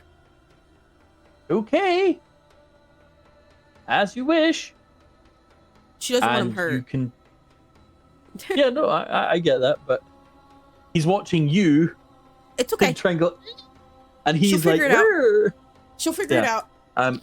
You very slowly, I mean, it takes a chunk of time to slowly pivot this corner to the point where it's now diagonal and it's starting to wobble, and then it finally topples. Boom. Okay, cool. And I think you look inside. Yes, I'm gonna look inside. There is a 12-foot tall, pale man in white Greek robes, or what you assume would have been, for they are fossilized beyond recognition. And on the top of his head are 2 golden horns, and resting in the center of his chest is a marbled, sort of red, glassy disc bound in gold, with a chain running up and around his neck. I'm not worried about that. More of, I'm going to reach and touch under the disc. Like, I'm directly touching him, like, making sure, like, there's nothing that staked him to put him in the torpor. Well, interestingly, there is. Oh, As you okay. reach and search around, there is a this thick what you think is maybe wood, but Mhm. as you look at it, it looks much more like bone, almost, or horn, that's been driven through and into the tree behind. You would assume. Okay. So I'm gonna crawl in, and instead of trying to rip it Okay. out, I'm gonna get behind his head, arms under his shoulders, and push him off of it Okay. instead of Make trying your to rip strength that plus thing out. athletics test. Strength plus athletics. Difficulty. We're gonna go with 9 here. He a big boy. He's 12 foot tall. Four And successes. fossilized. There you go. Apparently, you're having a good day. You drank your protein drink. Yeah. You get underneath him, and it's actually more like sliding under and then slowly work, like, when you're working a wedge into Yeah. somewhere and slowly shuffling and shuffling and shuffling. As you do so and you're underneath, Mm-hmm. you notice his body is not floppy or loose, because of course it's not. It's a Pretty kindred that's stiff. been staked. It's stiff and rigid. And also the clothes aren't folding and bending. They are clearly fossilized up or mineralized in some way. Yeah. And as you push him up, you can see as it slides out that it is a spiral horn Oh dear. that glistens a soft silver Haven't and is seen this carved. horn, right? You can make a wits plus occult roll at difficulty 10 to try and identify it if you wish. No. I haven't seen it in a vision or a dream, right? No, never. Okay, then I Never. don't care. Right, that's fine then. Cool, that's that sort. You slowly push his body off, and eventually it comes loose up the top, and you kind of reach a point where you're now stuck. Because if you let go, it's going to fall straight back where it was, and you can't quite, because you're at the bottom of what is basically a curved space. You're can't quite get him up and out. The same way that I went in to get him, I'm gonna try to now pull him out of, or at least up to where, if he has to go back down, it's below the hole so it doesn't slide back in, and it's just kind of sticking on his back like a prop now. Okay, it takes about a half an hour of maneuvering on your own. That's okay. Because you're trying to do this solo. It's just really fucking difficult. But you do eventually manage to get yourself back out with the top hat, like his head and shoulders, like with your body around it, and you're able to use your legs on the edge and pull by pushing your legs straight. So the sort of rescue pull, and drag that body out, and eventually it clatters to the floor. And I mean clatters, because it is rigid, it is solid. There is it's almost like dropping a wooden stick on a wooden floor kind of vibe of Poor Apollo. Well, first off, sorry. Just internally, sorry. Yeah, I deserve being bitched at that one. I'm trying.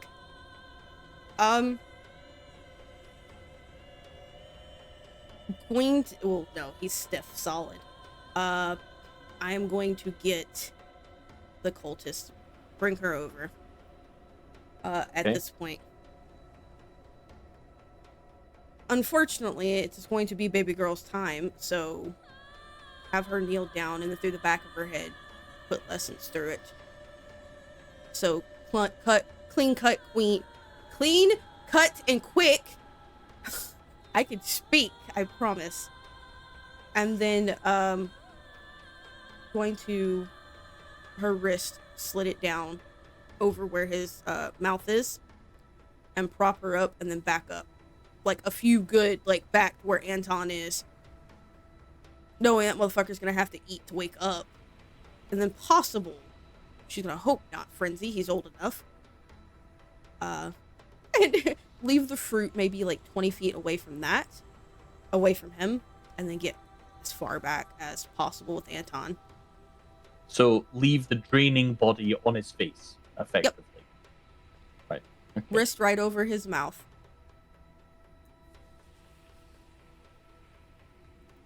Oh, scared. I promised them I'd wake him up first. I'm keeping my That is word. true. Okay. You can gain a willpower for being a fanatic, because it's definitely fanatic behavior to keep your word when dealing with a torpid, very low generation Ancient, Methuselah, ancient Greek god. Yeah. Um. Oh god, I'm hot. I need to turn on my fan for just a moment. It's hot. Jesus. Do you need a minute? Do you need? Oh god, yeah, I need a minute. I'm starting to sweat. Hold up. Right. Right. We'll give you. So, just giving Okay. Claribel a minute here. Audience, for those who are struggling to follow along, Claribel has been suffering from visions for a long time of Apollo, of the origins of Lilith, her stories, her various incarnations potentially, and her bearing of children, and what visions from Apollo and his strange desire to be vengeful and destroy her. And a lot has come out as she's grown to understand that she, or one of her incarnations, is Apollo's mother. And most recently discovered that she wasn't exactly the best parent, but that Apollo himself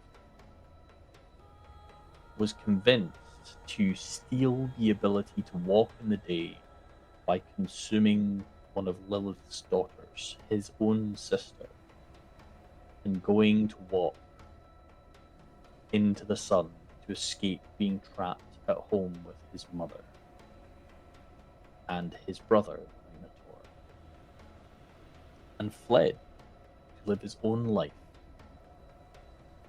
amongst the Greeks, became a god.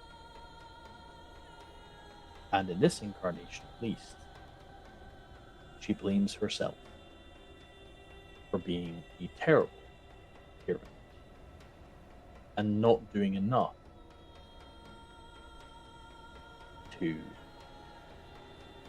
teach him in such a way that he wouldn't have done something so terrible as to consume his own sister to seal her childlike power.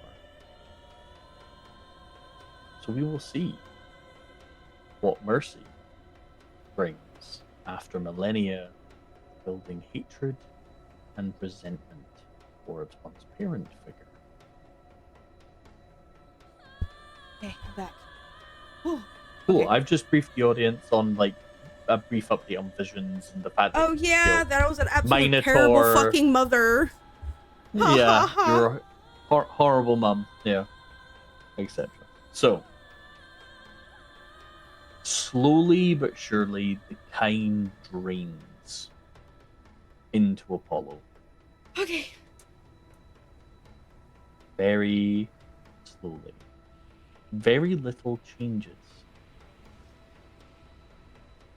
It's quite possible that kind blood is just simply not enough on its You know own. what? You're right. I didn't think about that.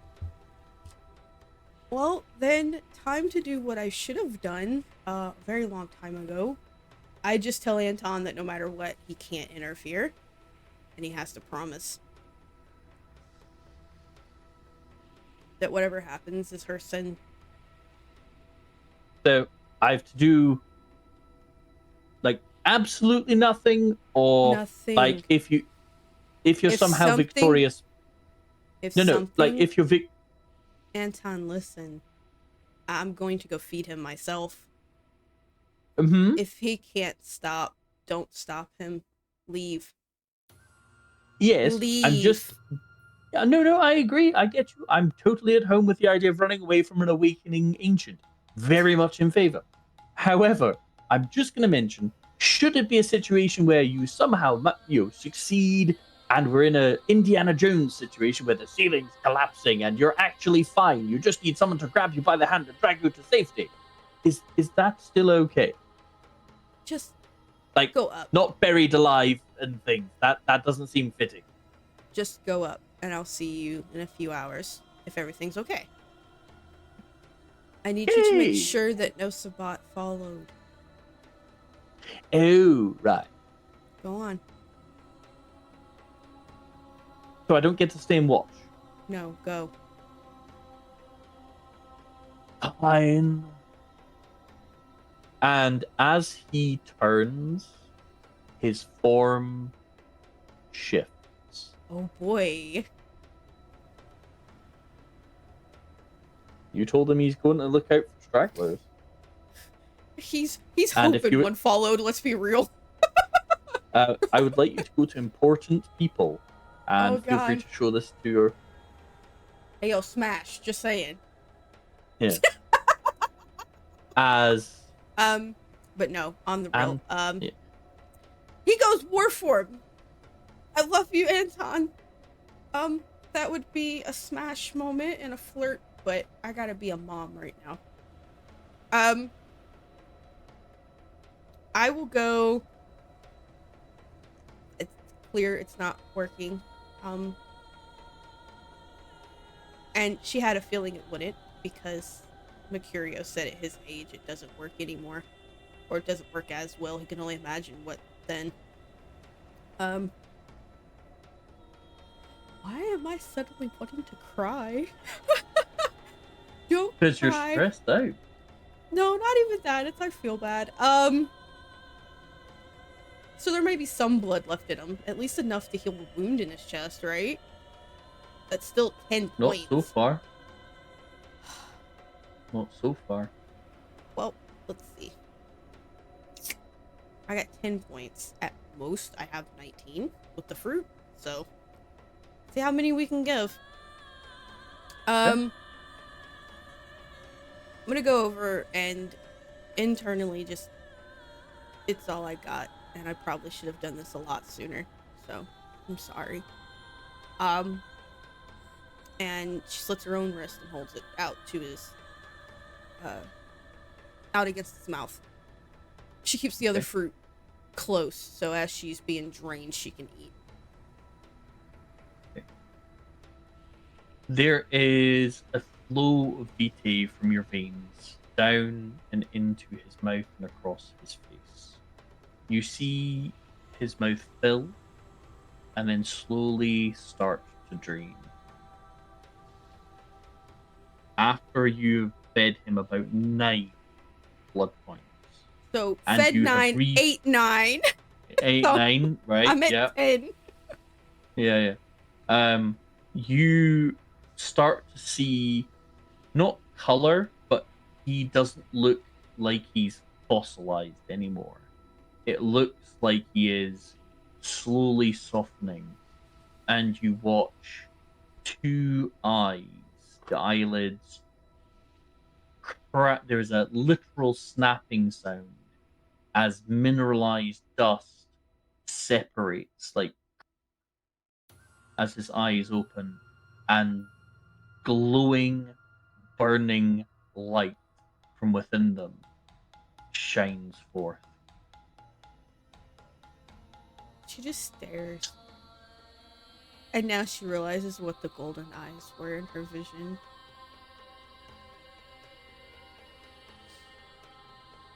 Yeah, she cries just like I am. There's like tears, can't help it. Just a few little tears, and she just stares. She doesn't take her wrist away or anything. She just... No. He is still stationary. Now, you make the intelligence plus occult roll at difficulty 6 for me, please. 6 willpower, down to 5 again. 3 successes. Okay. So, you can tell that wound isn't healing like it was just a normal steak, right? Okay. Yeah, It magical is state. Got it. taking way, way more for him to heal. Or more accurately, he is healing, but because he got that huge injury, while he is becoming conscious, he cannot move. He's still paralyzed by the effects, effectively being staked through the heart, right?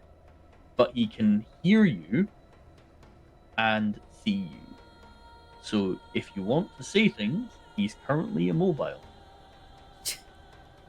Just I can't. I can't. I don't have much more I can give. Maybe another 5. Would that help?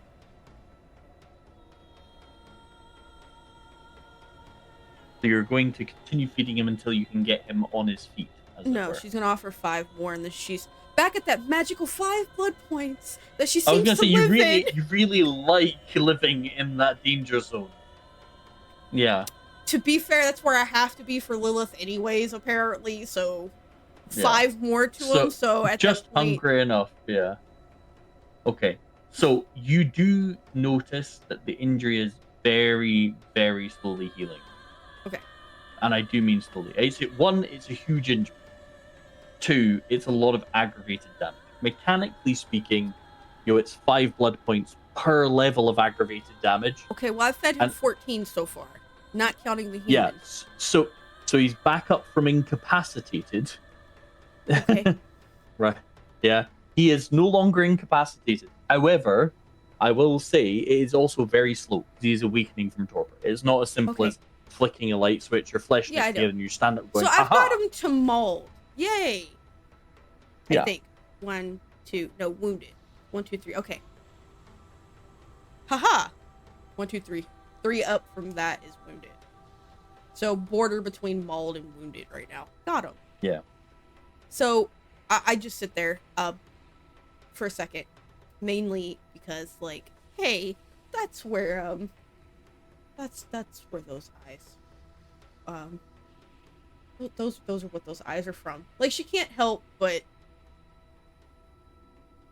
I know those eyes. She can't help it. Yeah. Um, can you still talk to me like you did before, or now that you're awake? No. You can feel a presence in your mind which gives you the emotion of affirmation, if that makes sense. Like Okay. you have a strong enough connection that he is capable of hearing what you're saying. I don't have any more. I don't have any more to feed you. I wanted you up completely for this. I don't want to leave you here and go get more. I don't think I could get more back down here fast enough, honestly. There is a tap on your shoulder. I was just about to say third. She Yeah. just looks up, just And she does the he might eat you. Are you okay with that? he couldn't eat me. He's too shiny. Third, he likes eating dollies. He's ate a dolly before. Can't eat me. I can run away from the sun way too fast. I'm sneaky. You know what? She's trying to get it through her skull. She doesn't know how to right now. Just, okay. And third cuts her or bites into her, slides back the leather that totally isn't human skin. Bites in and starts trickling her blood into Apollo's mouth as well. And she lets it drain and drain. I'm letting her decide how much Drain. is too much. During that, Yeah. I'm just gonna wipe the dust from his eyes. You see her shudder and lick the wound closed. She is a bit twitchy, that sort of she's getting hungry kind of vibe, but she crawls away off to one side. Go behind. up with Anton, please. Okay. And you Go on. lose sight of her. So now she just kind of looks down and she's kind of like clearing the dust and stuff from his eyes because she's realizing like there's a lot from his mouth and stuff, kind of cleaning him up. It's just As you do subconscious. so, it's like a layer of porcelain, like actually real rock, and it's slowly coming away, like masks cracking. All she can see is, without triggering anybody who may be watching, her son that she had to bury.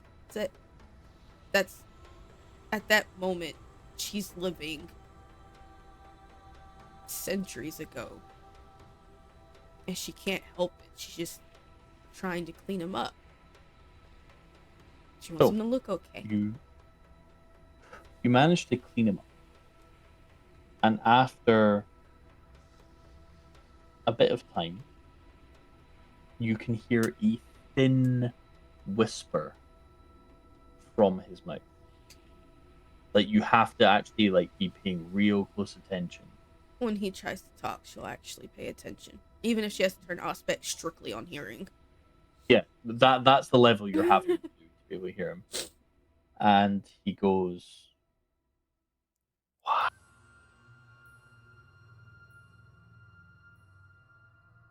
Because I sucked back then, and I mean, it's not your fault. And I'm sorry. I told you that. I wanted to do better. I told you I would wake you up, and we would talk. And if you wanted to yell at me and scream, and whatever you wanted, I'd take it. I'm not going back on that. You deserve that much. I can't change what I did in that life. Even I screamed at myself.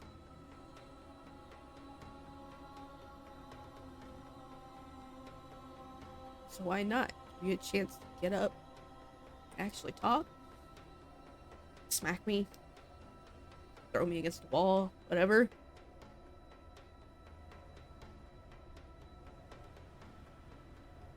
Make a path roll for me, please. Oh God! And my difficulties, sir. Is 6. These path rolls terrify the shit out of me. 1. Okay. You hear, or more like feel, a second note join the conversation.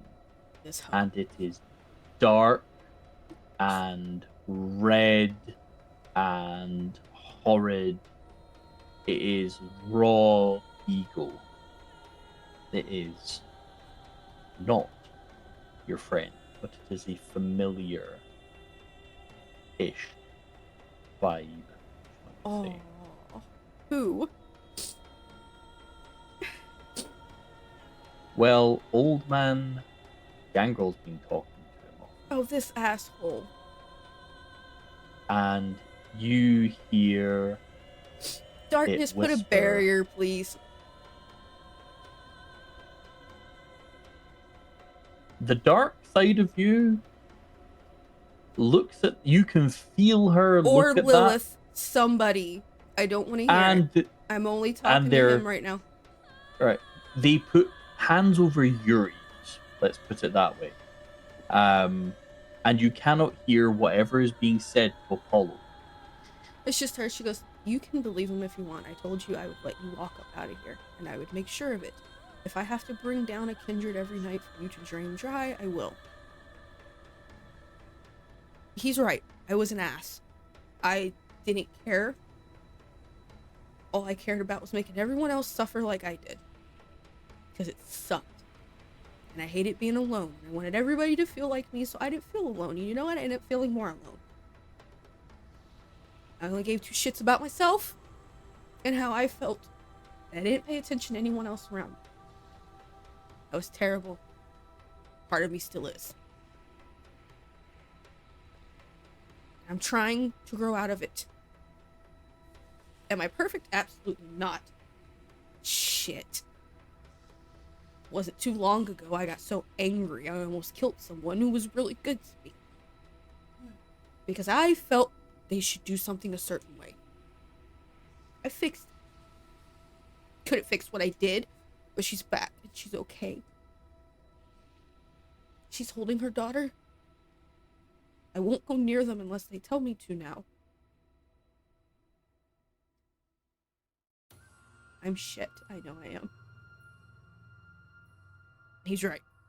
You have no reason to trust me. If you want to leave, you will. You hear the thin whisper of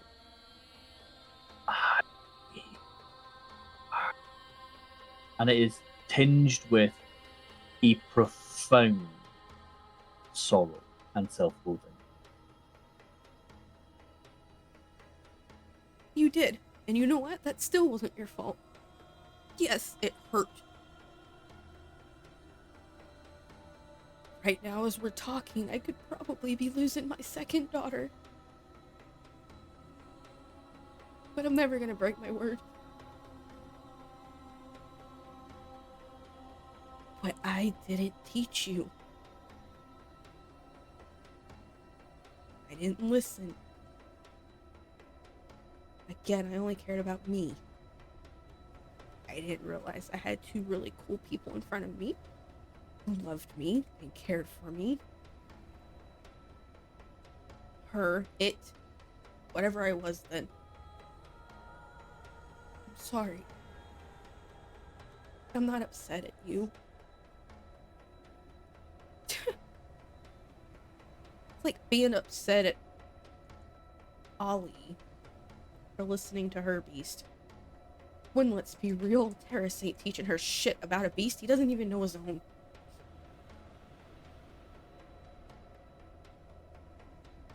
But I learned. I sat down with her. I reminded her who was her, and I want to say she's doing good. I want to say she's up there kicking ass right now, actually. She's a fighter, I'm not a fighter. But if I did stuff like that with you, you would have never ate her. And you did what you felt you had to do. I forgive you. And I'm sorry I wasn't there to teach you right. And I'm sorry you've had to live with that this entire time. Because I was the selfish bitch. That wasn't on you.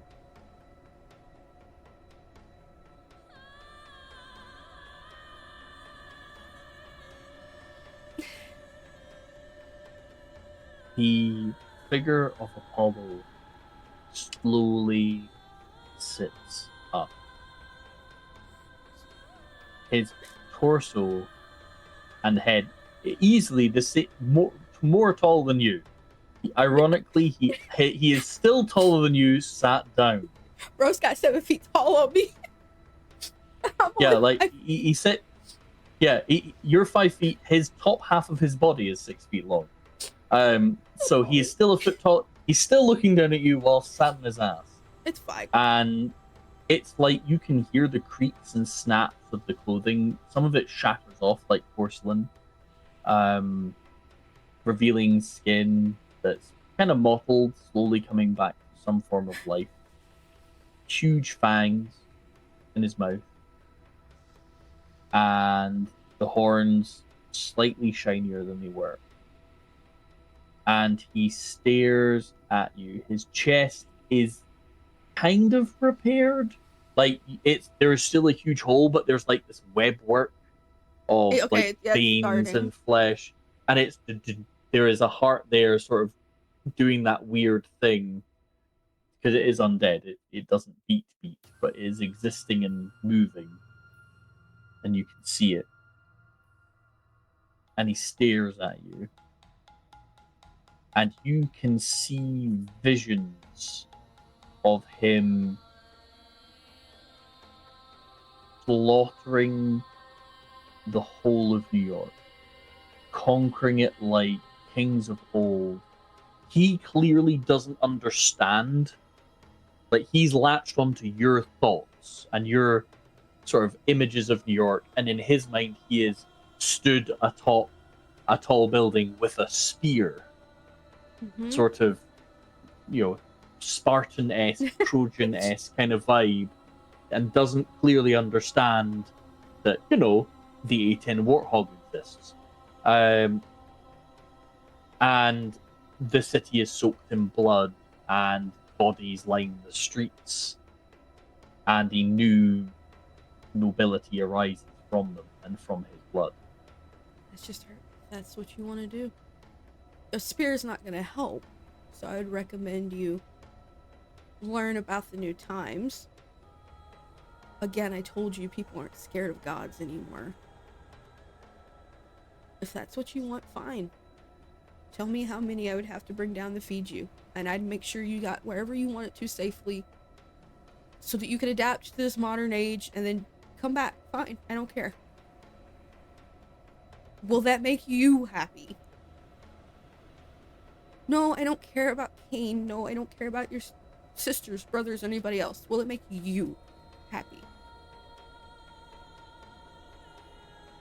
Make a charisma plus empathy roll, please, at difficulty 4, and you may willpower, and your speciality does apply. Which for emotion. what? For emotion. There you go.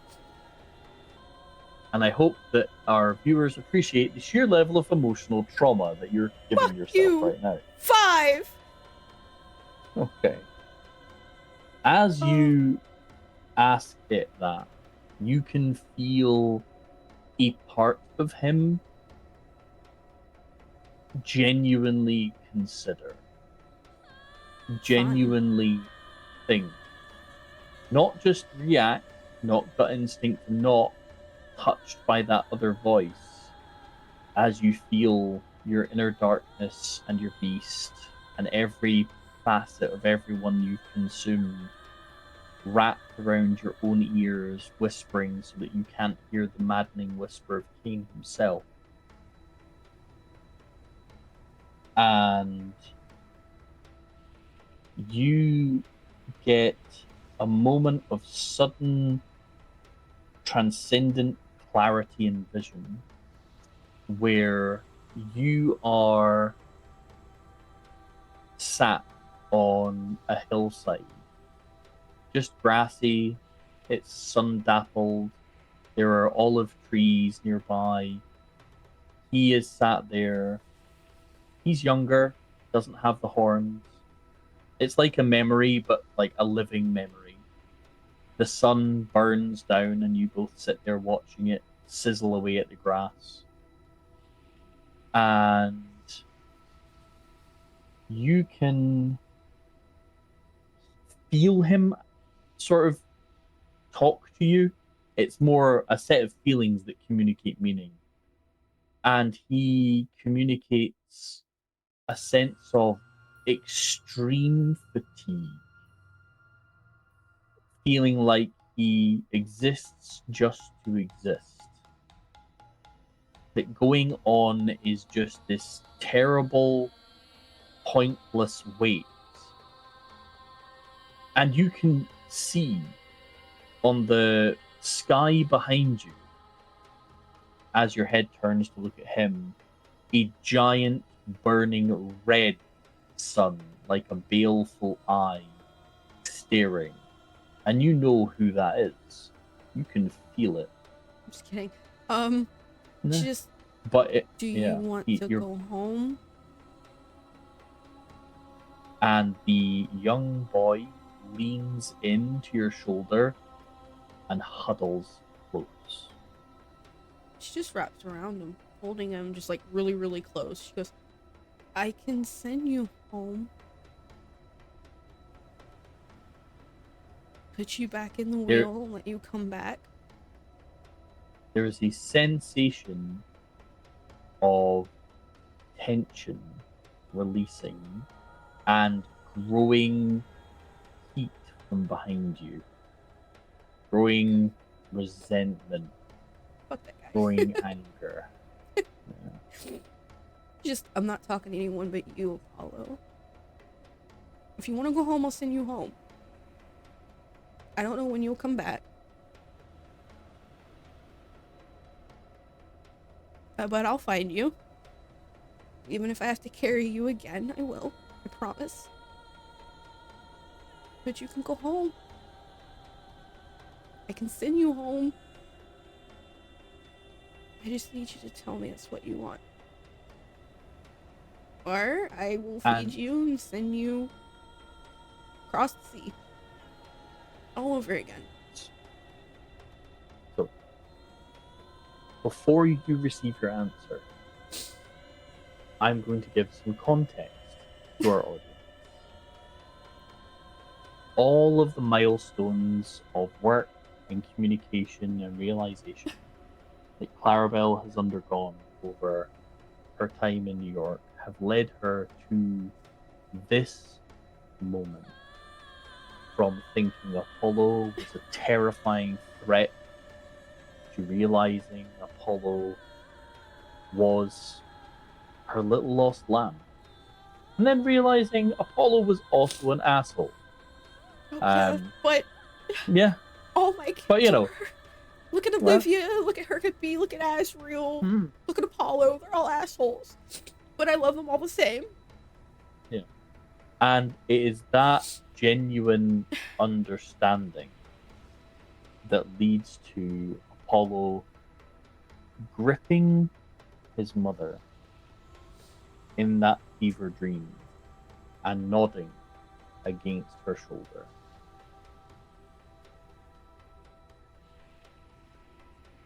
You know what I have to do, right? Conquest. And he grips you tight and he pulls in close.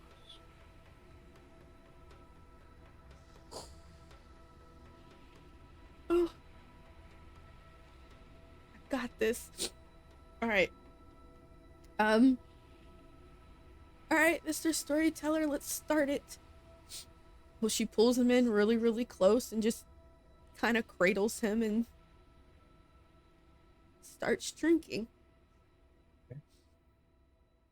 So, he lets you drink and drink and drink and drink, and you feel the burn of his power inside you. It is truly terrifying how intense it is, and you feel various washes of his emotions sear across your very being. Sometimes hatred, sometimes an obsessive love, sometimes childlike love, a raw desire for violence, the hunger of the beast. It all flows into you.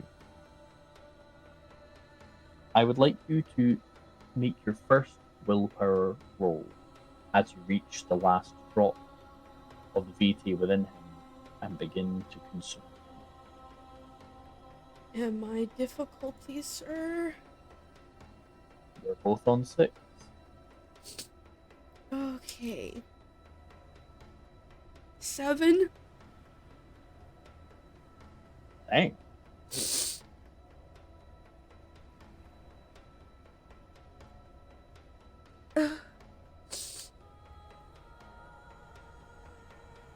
So you're beating it by 4 just now?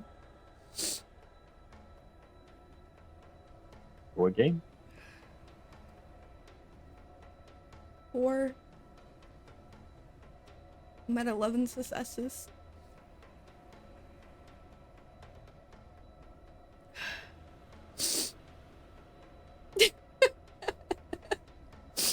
So you're at 11, he's and at 12. he's at 12. You're very close. So we're looking for a differential here, because you're both really tied tight. Well, So all he has to do again, is beat please. one more, and he has mine unless I get his first.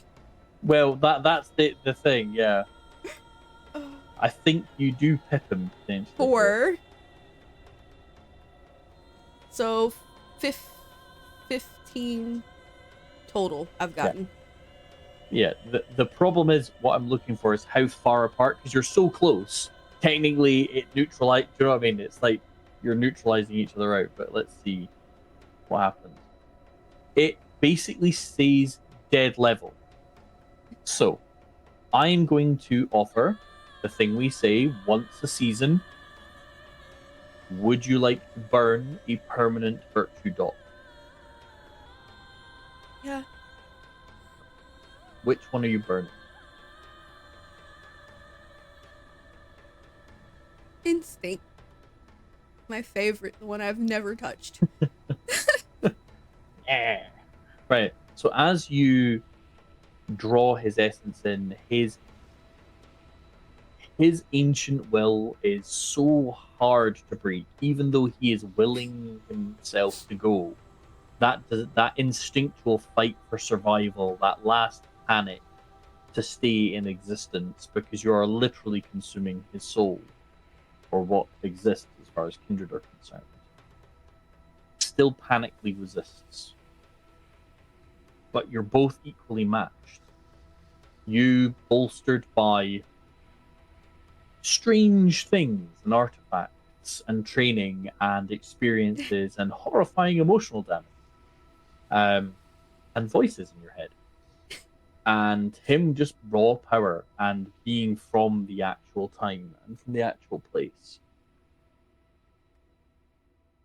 But as you sit there in that sunlit hillside, the second figure joins you. It is your beast. And she sits down on the other side and gently takes him out of your arms and walks away with him down towards the valley below, carrying him away, leaving you at the top of the hill. You may make a choice at this moment. You can take the power for yourself. You can return it to the ether itself, or you can pass it into those lives growing within you, as yet unformed. She's gonna keep her promise. She'll pass him on so he can come back. The wheel. Okay. I would like you to make a path roll, please. Difficulty 6. Break her word. Mm-hmm. Ever. 6 successes. As this unfolds, the red sun behind you turns a horrifying dark purplish bruise color, and you feel it roar at you. And from your place atop the hillside, that roar, that exercise of power, makes tatters of red light show the form of red-headed Monica and the darkness holding on to you, pressing their hands over your ears, holding you and keeping you safe. And you watch as Monica, her power still sits within you, her memories, but you watch the very last of her presence burn away, protecting you and sheltering you, smiling like one bitch to another. And you watch her do this over her shoulder. God, yeah, just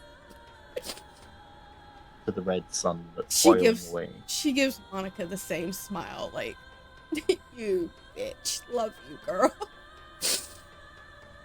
Respect, even in this moment, respect, you predatory cunt.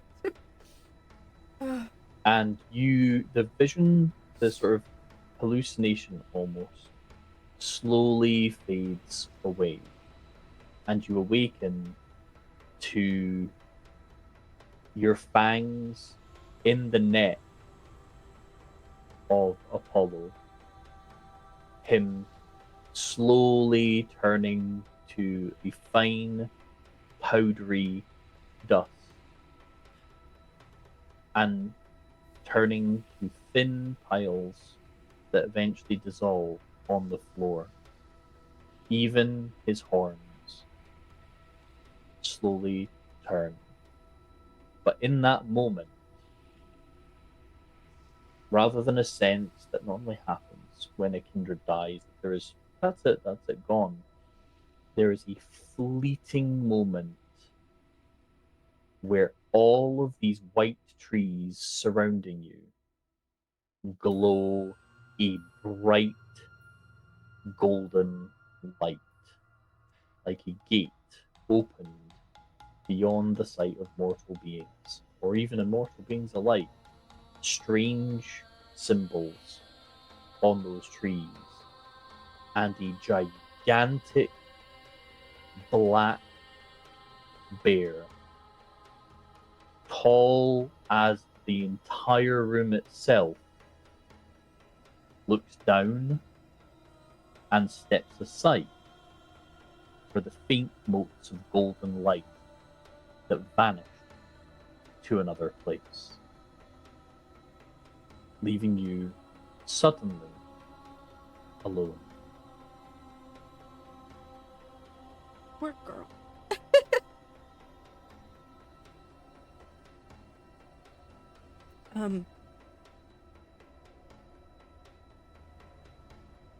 Nothing's left. I am going to pause you there, above game. Normally, for a Lilin to achieve the 10th and final dot on the path, they have to perform a great and terrible trial, something that profoundly injures them to their core. You, in this moment, have done so. You may take your 10th dot in path. Hey. Let go. Because sometimes it's not about physical pain. Sometimes it's about emotional. Get rid of my instinct. I ain't touched that shit since I made my character. The one virtue I refuse to use. Alright. Is the bear still there, or did it vanish? It's the giant, horrifyingly dark bear is slowly fading out of sight, yes. I'm gonna stand up and go back to the coffin, pretty much. The crown. I'm looking for the crown of thorns. The disc, I'm obviously probably vanished with him.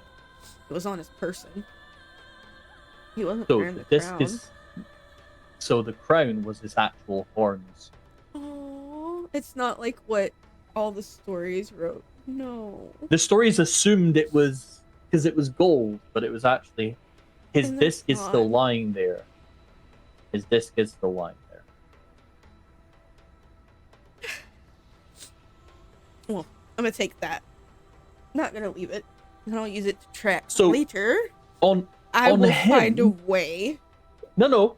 You can fit it in your bag. It's just on him, perspective-wise. It was like, oh, really a disc. on you, it's like, oh, a disc. She doesn't care. It's hers. Yeah. Now there is a slight problem you hear as things fade away and become a bit more real, which is that there is a loud cracking noise from above, and the water goes from a trickle to a Anton and them went all the way back up, right? Like told. Well, you know what? If you didn't fucking listen, that's on you. Reach in my bag and I'll pull out my little totem and squeeze it as hard as possible and ask Granite to help me get out. It takes a hot minute. I know. What like water is like it's okay. I don't have to breathe. And it's real cold. No. What you do notice as it's coming up is the water is salty, We're under the ocean. Got it. And muddy and odd. Well, I Make trust a Granite, so make he a said he'd wits be here. plus survival roll for me, please. Oh God, here we go. And my difficulty, sir. It is 7.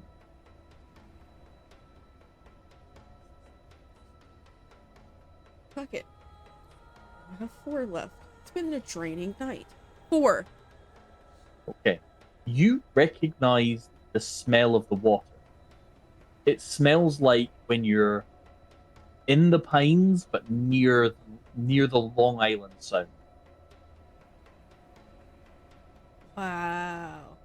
I've traveled. Okay, so now I know exactly how far I've traveled out.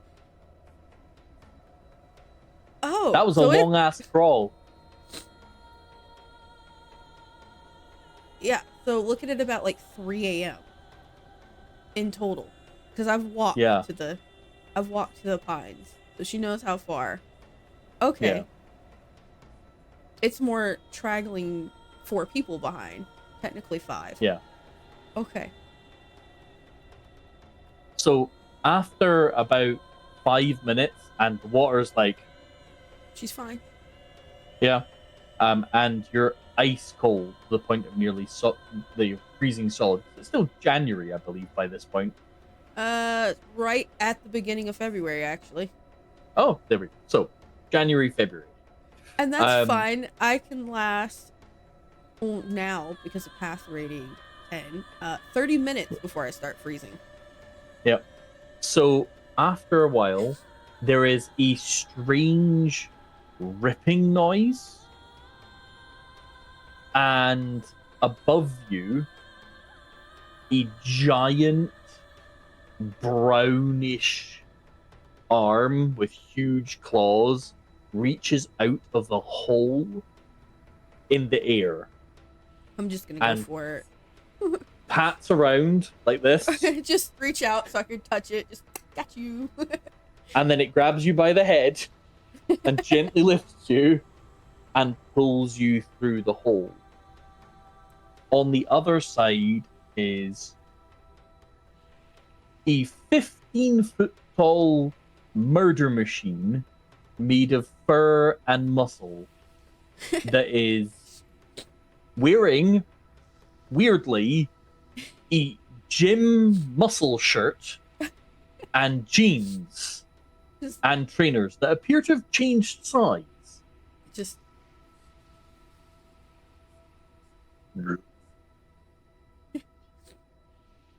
she just offers the totem back to him. And he takes it and it crushes to powder. And he marks your forehead with it, scoops you up in his arms. From this side, on this side of the gauntlet, as you look around, and you've never been in the Umbra, you've perceived it in the edges and that kind of vibe. This is trippy as shit. Because as you look around you, you're in a redwood forest. And also in a city. And also in the underground. And dark. It is a strange, surreal combination of all of those things. And what you can see is that the trees themselves are fading. They are almost completely see-through and gone. And instead, there's this dark sort of landscape and water and this impression of depth and cold. And cradled in Granite's arms, he pushes off and you start rising through the air as if it was water. Reaching eventually a strangely reflective surface that's moving. And you realize you're looking at the underside of the surface of the body of water. And Like there is a coming ripping up. Okay. Yeah, like you're coming up. And then there is this weird ripping motion again by one of his paws. that just shreds a hole in reality. And above you, you see suddenly the night sky. Near morning, like 3, 4 a.m., Okay. so not too long. And So you about another breach 3.5 three, hours before 3.5 hours. sunrise. Okay. Yeah. You breach out of the water, and beside you is the human-shaped granite, literally steaming.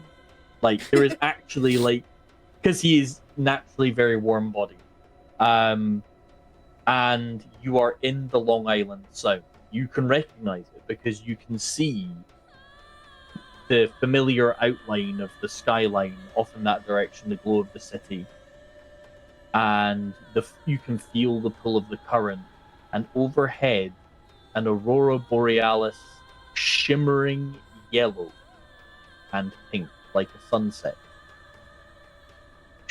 waves across the sky and up into the dark.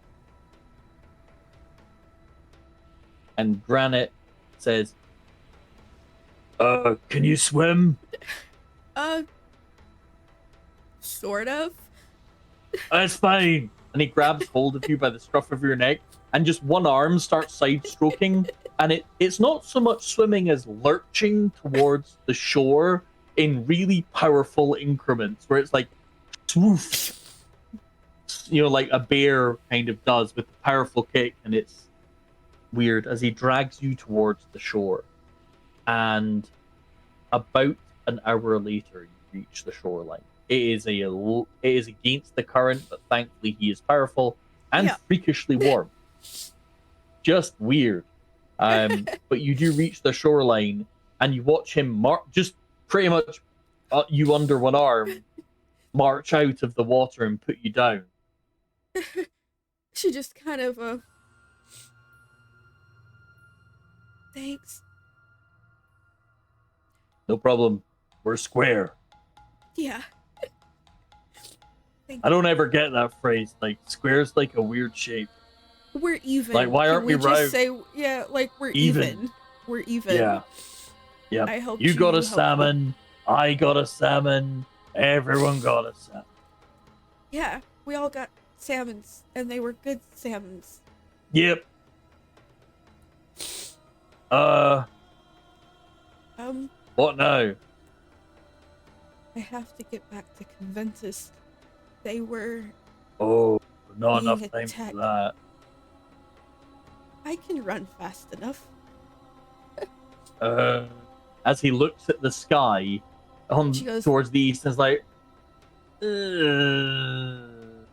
She reaches in her bag and pulls out the phone Terrace gave her since it's waterproof, and she just kind of hits the side button. She goes, "I'll be fine." You sure? Yeah, I have air travel. One of those helicopters. Oh no, a bat.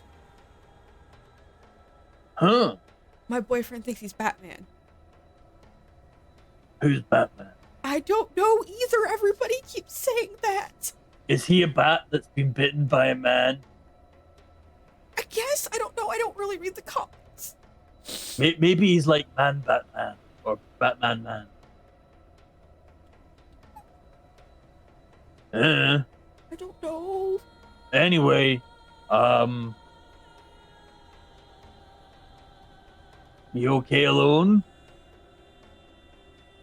I can stay. Please? I don't want to be Okay. alone. No problem. You know there's the woman stood behind you, right? Kind of old looking. Yeah. Kind of old my friend. Oh, okay, that's fine then. I wasn't sure if she was trying to possess you. No, she's been my friend for a few hundred years now. That's a long time. Yeah. So do you like salmon? I've never had salmon. I was locked in basements as a human, so I didn't get to That's no taste good. food. No. I didn't get to taste much food. Can you eat salmon through a person? I mean, theoretically, yes, if they eat nothing but salmon for a week before I eat them. Send someone to the club to eat salmon. If there's a No club one should when I miss get there. salmon. Everyone should eat salmon. Can I It's ask you good a for the question? heart. Yes. What's a salmon?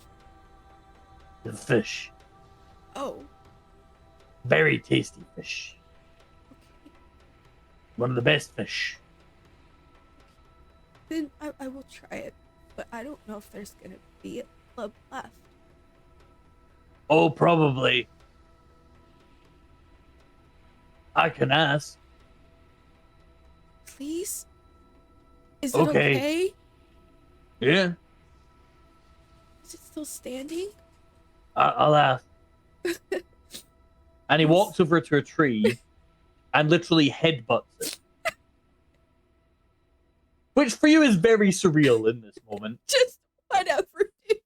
It's just like, but you do notice that the tree starts to not glow, but there's definitely an intensity to it. And like minutes pass.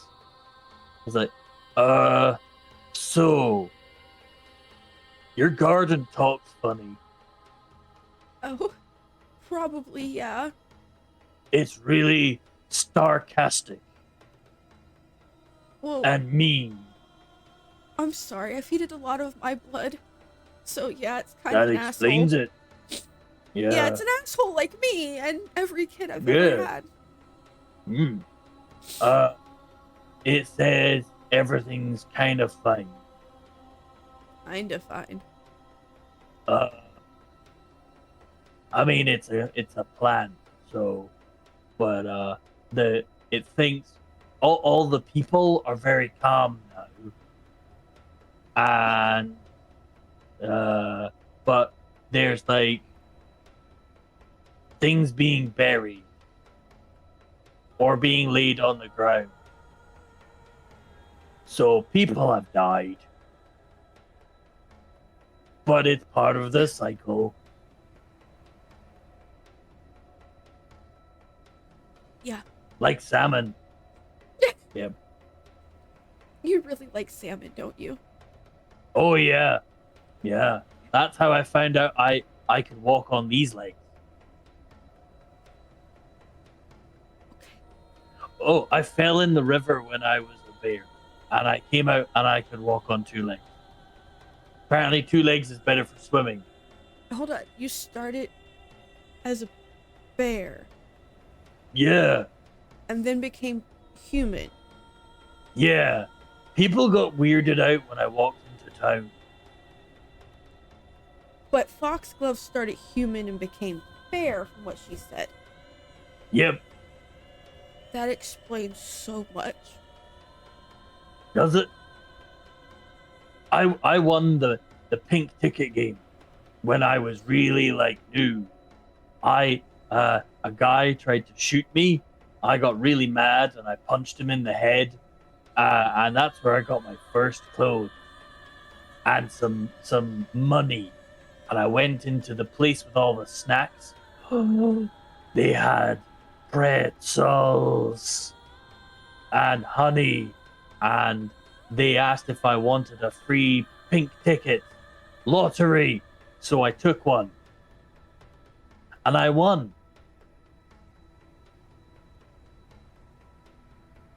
That also explains so much. And then they tried to find out who I was, because apparently 2 legs should know who they are. But I knew who I was, and they were very confusing. And eventually they brought me to New York because apparently I'm related to all of the people in my club. Okay. So I gave them loads of money and they looked at me like I was weird. So we bought a club and apparently it's my club now. So I told them I wanted a river with salmon. Yeah, you pretty much traded a lot of green salmon for the best territory. Okay, That's all you did. You got the best territory. cool, nice. They're nice people, and their family, apparently. All but Foxglove, who you threw at me. No, she's family. She's just really fucking annoying. Okay, that's because she's a man. Like she is of man. You are a bear. Yeah, She's not bear. She's man yes, first. she is. She's man Uh, before bear, just like you were bear before man. You were 4 legs before 2. She was 2 before 4. yeah. So she can't do math. You know I she's made it absolutely. funny. You realize your daughter's like extraordinarily smart, right? Yeah, Why are you sad by that? she's smarter than me. That's why I gave her to you. Okay. She needs someone who can challenge her. And, stop her from kicking people's nuts into space.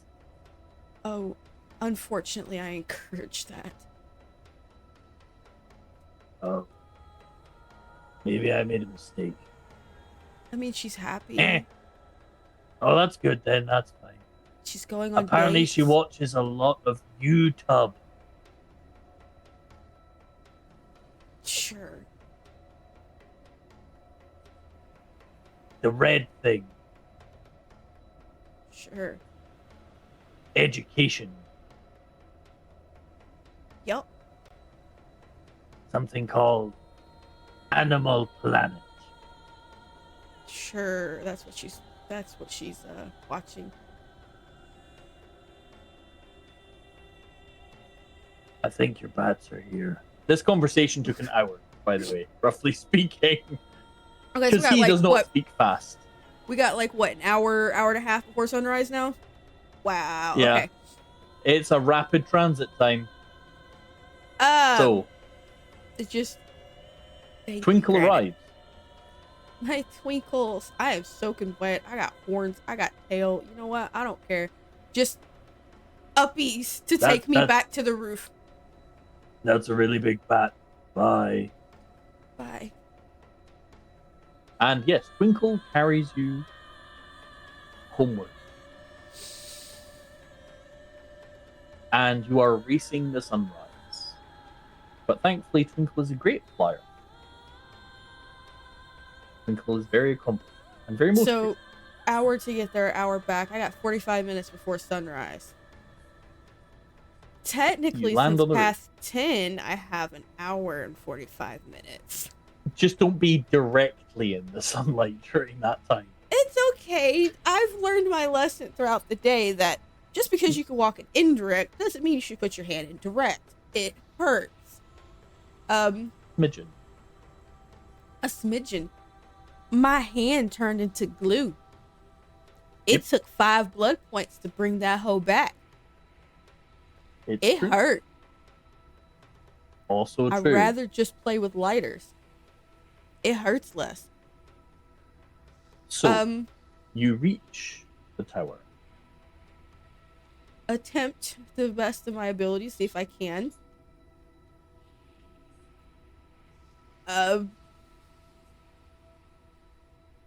Elevator?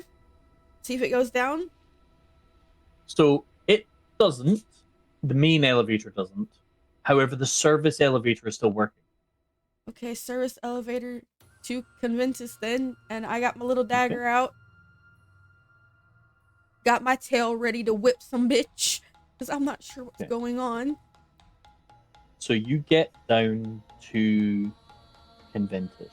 In my full glory. I'm not putting my necklace back on. Oh, right, okay. The doors open and there isn't much reaction. In that, as you look out, it is a slaughterhouse. There are bodies everywhere. Even more than was there to begin with. Oh, God. There are literal piles of the dead. And I'm going amongst searching it, for my boys and stuff. See if I yeah. see anybody like. So in one of the pits, you can see Potter, Terrace, and Mercurio are sat there, like literally shoulder to shoulder, like holding each other. And as you get closer, you see that Layla is lying on the floor with a stake in her heart, but she is being carefully arranged. Like she's been laid down gently with a stake in her heart. And in the koi pond in front of your menfolk are two bodies. Around Conventus, there are a few clearly dead kindred. The Nos you'd never really met before. Plenty of what you assume is the enemy, because they're scattered in amongst the mortal bodies. But lying in the pond in front of the men is two figures, or at least their remains. Doc, a withered husk, Doc Kirkby, and in his two hands, shards of metal from that he's been using clearly when fighting. But half his head is missing. And then Ollie is lying there. Her silver staff lying nearby, and a piece of wood splintered has sliced into her head, but someone has sat there and carefully picked, plucked, and pushed away the wood until you can barely make it out, as if it has never happened. Like it's just someone's drawn a strangely coloured line down her face. If it wasn't for the way that it's slightly shifted in its alignment, you would never be able to tell. Given their youth, their final deaths have left them still very intact.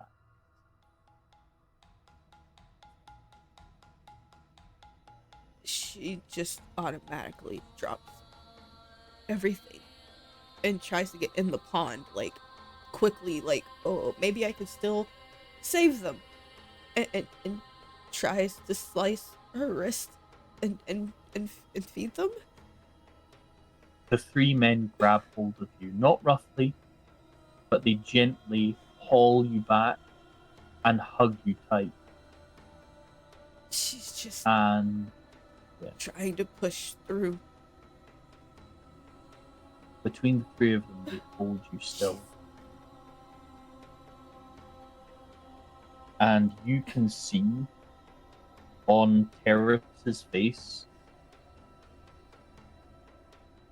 like you've seen him feel emotions before. It's very rare, but you can see like it's like a lead weight weighing him down.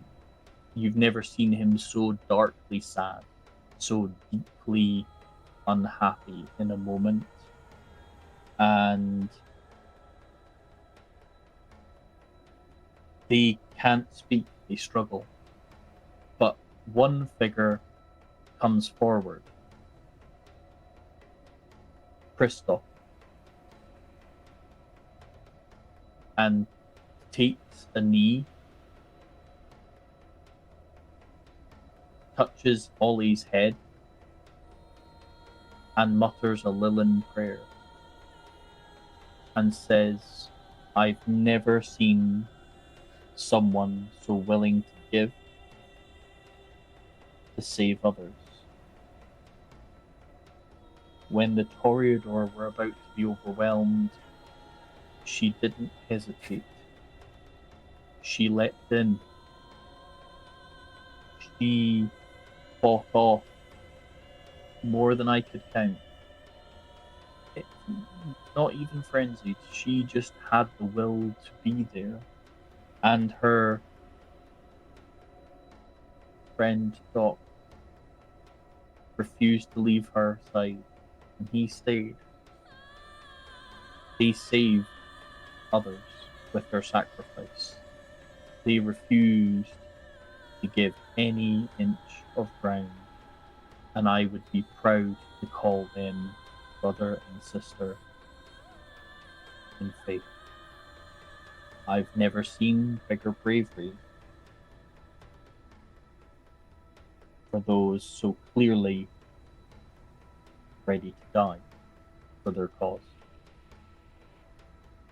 And you hear Terrace visibly groan and his bones creak in that moment, in that proclamation.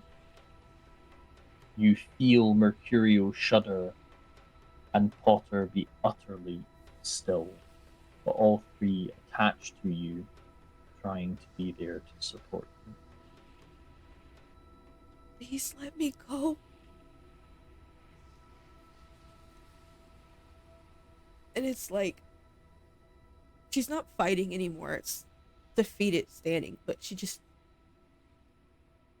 let me go. The three of them slowly ease their grip, carefully.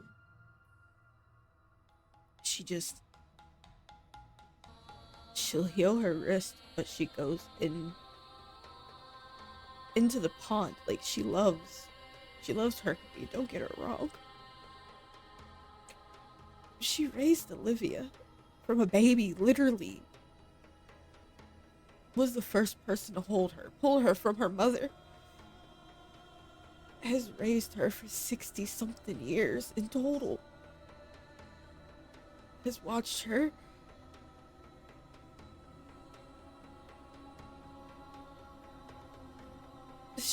she can't do anything but hold her and cry. Just cry. She doesn't know what to do. Make a path roll for me, please. Fuck you and your path rolls, bastard. Hey, you want to do less mystical shit? No. Give me 4. You and your Conveniently, you have one path. more dice than earlier. I do. 3. As you hold her, there is a sudden sense of lightness in her. And you, with all your visions, your perceptions, your second sight, and your really fucky occult experiences you've just gone through and going through the Umbra, you watch as you see her, or at least it's like watching something made of glass wearing her shape stand nearby and reach down to stroke her staff, step across to stroke your face and smile, and inside that glass-like transparency you see a flower bloom, and you can feel the garden below complete its awakening.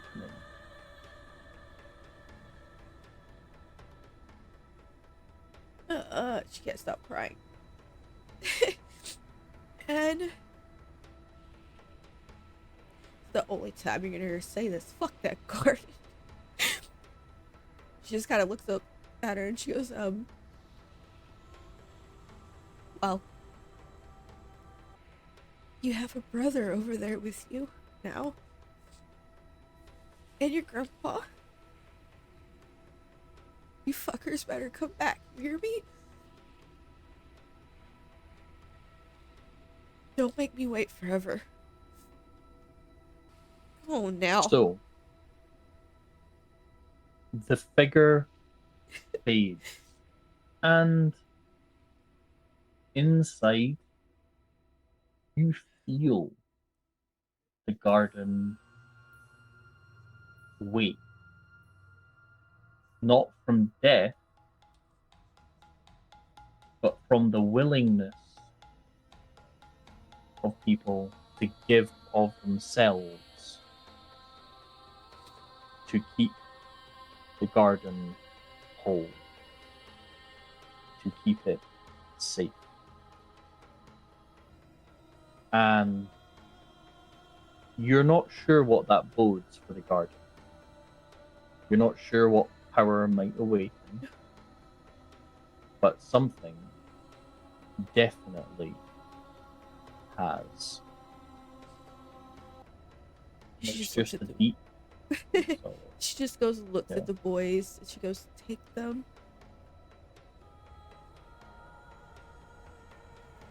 I'll deal with up here. Go.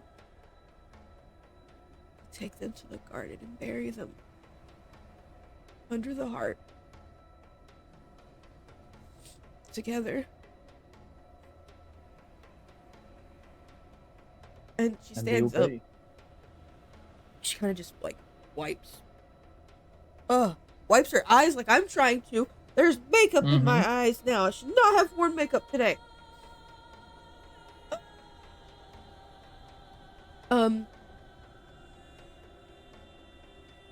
She goes and checks everyone else. See how they are. Amongst the survivors, not too many of your side have stayed up here because obviously they've had work to do on other floors potentially or to sort this out.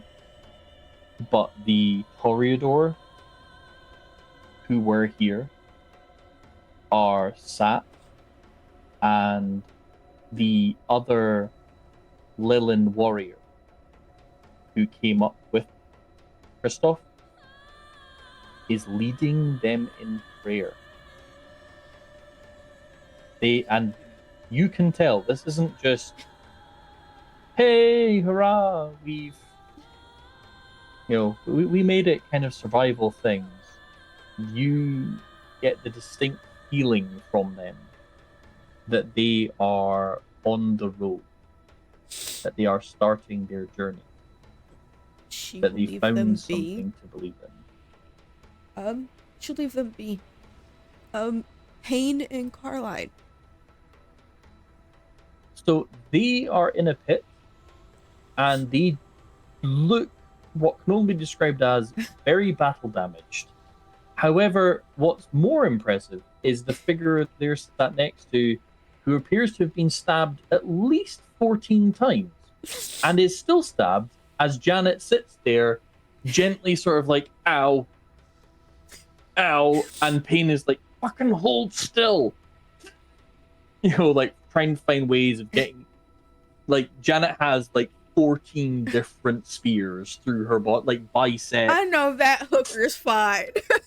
Like in she her got legs. fortitude on fortitude on iron form. No, she's tough as shit, but currently she's a pincushion, so she's a bit immobile and frozen in place. And Payne and the bishop are gently trying to remove things. Claire, being a smartass, she's gonna rip in with one of her talons around one of them and yank it out through the roots, make the hole bigger to come out. Just and your delightful Janet goes, Go ahead, say ow, and I'll punish you again. You're not worthy of it.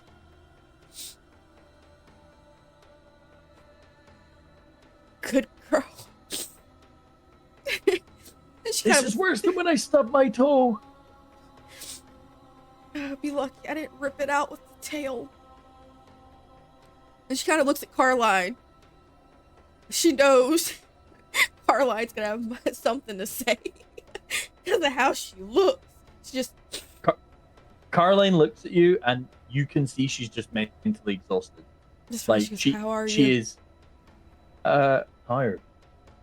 That was a lot. And I'm pretty sure we've just attracted the attention of an inquisitor. Because lovely. it's not very often that a bishop ends up on one side and like a horde ends up on the other. So, and given we won,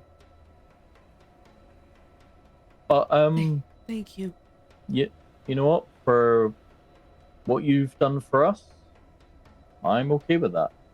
I will happily stand and say, hey, they made a home for us. Even if they're on the wrong side. I'm always going to be on the wrong side. Fuck you, K-Knight. I would try and insult you, but I'm literally knackered. I'm so tired. It's okay. It means you get a free shot later. Okay. I'll figure it out then. Maybe like a long time from now when I've recovered from this. No, because that was fair. mentally very taxing. You look like shit. And pregnant. And horns. Like shit. And I am pregnant. I do have horns. She wiggles her tail. Okay. I got a tail too. So, packed with demons or just Zamitzi bullshit? I can't lie. And if I told you, you wouldn't believe me.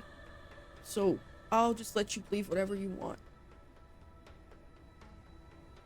Are you sure? Because I'm pretty sure that just, like, called porn, but...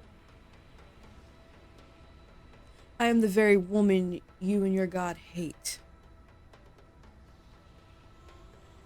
I am actually here. Strong word. Okay. Hello, Caroline. Lilith.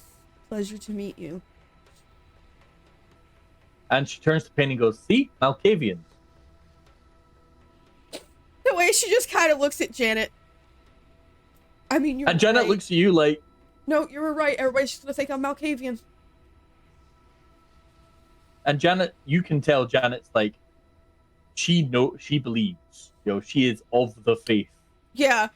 But we're all just kind of looking at these two like, Malkavian. She's like, yeah, whatever, we'll go with that. Yeah. Bye, K-Knight. Yeah. And Janet goes, yeah, like, the religious competition's great, but before the sun hits, could we, like, yeah, man. That was in my boob. That was in my boob. I'm gonna wrap my tail around another one and just rip it out as I walk off and then throw it down to the ground. Fair play. Who yeah, was that? Old man? Never mind, he's fine. He picks up shit for fun. Old man is not visibly present here in this moment in time. Okay, he left.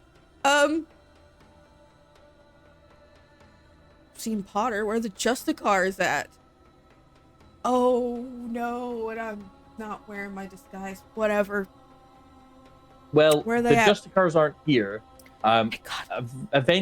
Eventually, you're able to find out from Potter that the Justicars went to clean up in the streets.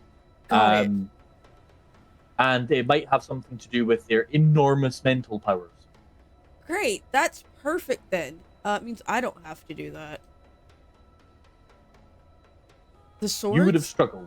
The swords are relatively fine. They cleared out the second floor and are mopping up. Okay. As Rods? it were. First aid. The rods are absolutely fine, and no one has seen them in ages. but there does appear to be a large number of missing enemies. Got it. Got it. And there's been loud slurping noises. They're having fun. Use the web. Ask 3 how she is. She communicates back that the sewers are very stinky, Anton is very ugly, and keeps trying to talk about butt sex. Just tell him you're gay and he'll leave you alone. He's very respectful. Oh no, I punched him in the dick. Oh, that works. He doesn't have one. It's all bony. So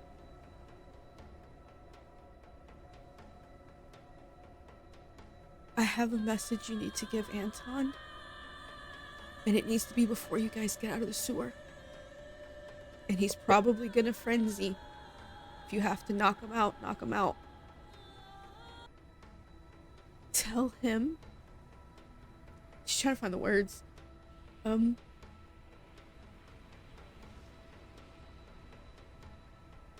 Be blunt. Tell him Hercules dead. Final death. Okay. Dolly no more. I'm gonna ask him to change back before I tell him that. Yeah, I would. I don't feel like punching bone dick. I would. And Olivia's gone.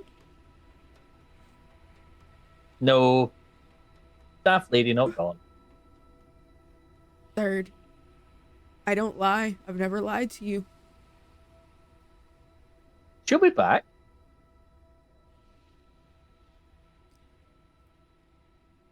She'll be very Dolly. short and wear a weird dress and walk in the garden downstairs, but she'll be back. She'll also make like weird pooping.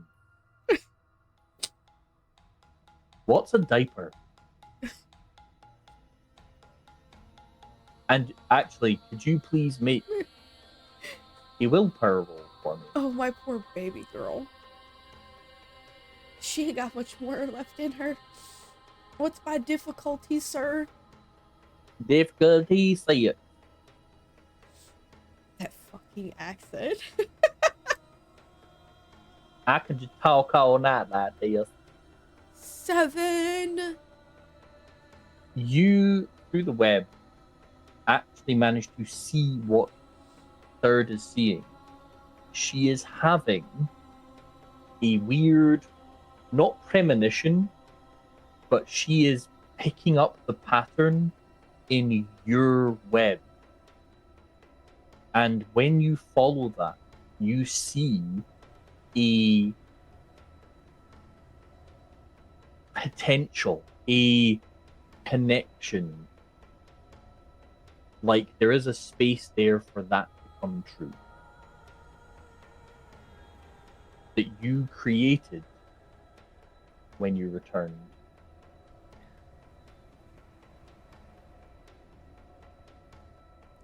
I know she'll be back, but right now, 3rd, she's gone. That's shit. I'm sorry. You're very sympathetic. Thank you. I am very pathetic. Sympathetic. I'm not simple.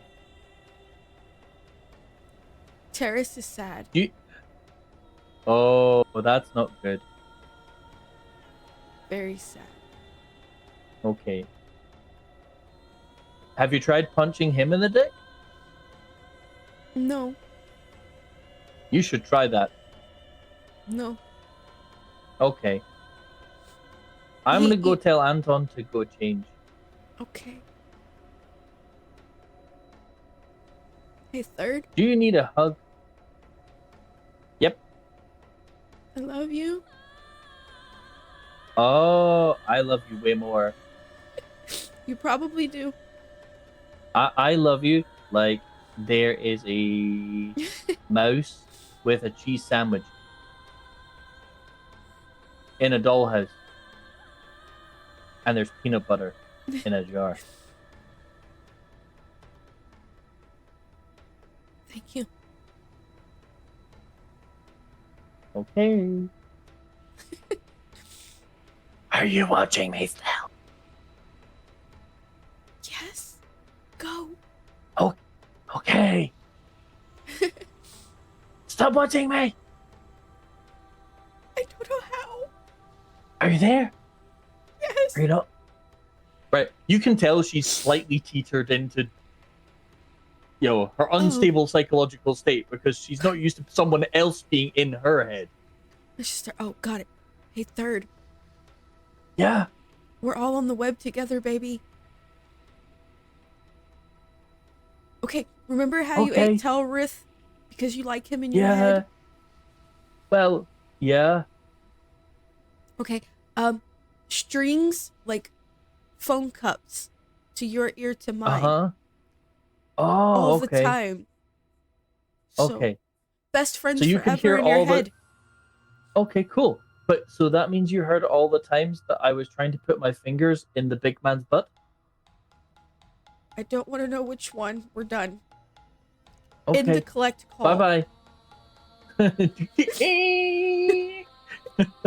The psychic equivalent of hung up tone.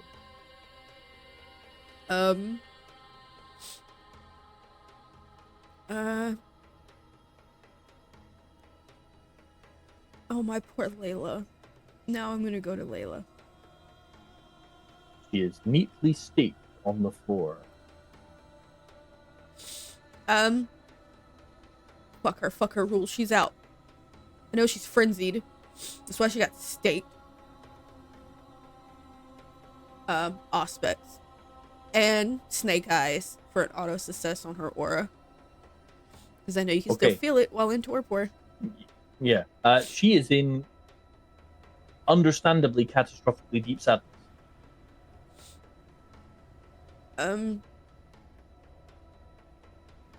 She can bite me. She's in torpor, so ha. I'm gonna demon it and try to dull it. Not all the way, because she has a right to feel it. Just lessen it.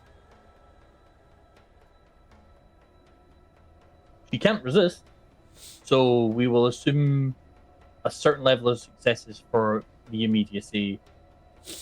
Kind of dull that down. And she reaches out, pulls the stake out, so that she can wake up. So it takes a bit of time, and for the sake of narrative, we're going to jump that ahead. But given we have been going for some time and you are emotionally wrung out like a tea towel, which I don't know if that's a thing in the States, and I don't know if that translates. So, yes, eventually she is mobile. A sort of dead look in her eyes.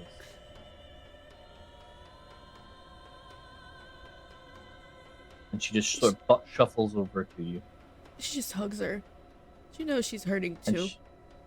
And she hugs you back. And just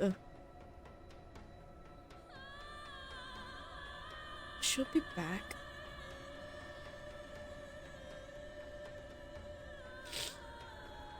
She'll be back.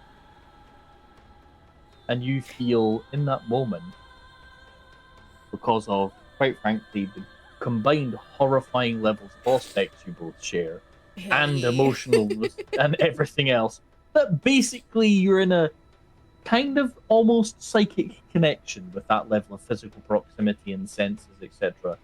And the shared, what sings out more is the shared love for Olivia and the valuing of her as who she was, as daughter and as savior. And you can see that in how her own memories even leak from her, like she's done before when she touches you or touches someone she wants to. she sees Ollie as this pinnacle of light and a beacon when she was trapped in dark, and continues to be that, even if she's gone.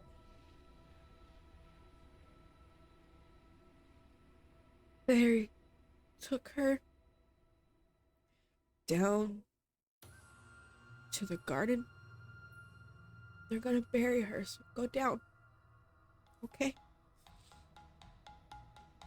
You know,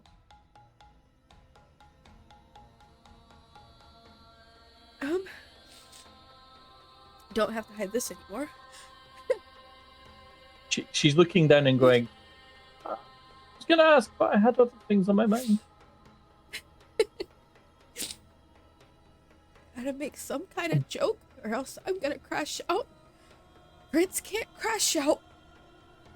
I mean, and she's looking at you going, I'd ask which one, but I'm afraid of the answer.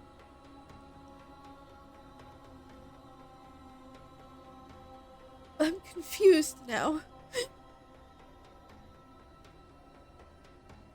Oh, all three of them? There's three. So we're just going with miracles now. Like, bear in mind, and for the audience at home, this is said with an incredibly sophisticated French accent that I do not possess. So it doesn't sound right, but it sounds way better in the game. Just, sure. Well.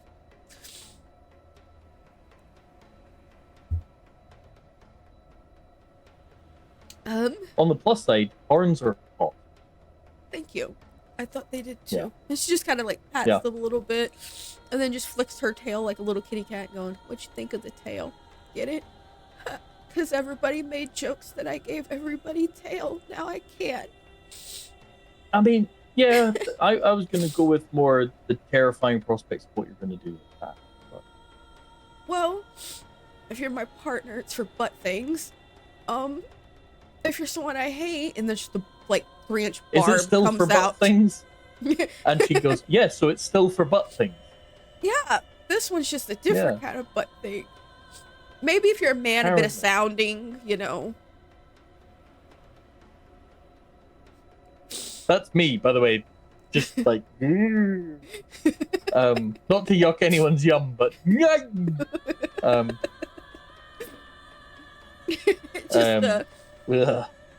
and if you're a woman, I mean, I can just choke on it different way. Multiple ways to fuck someone over. Yeah, but, You, that always seems to be a thing you're after. Yeah. I'll Do you want to come with me? Want to come downstairs?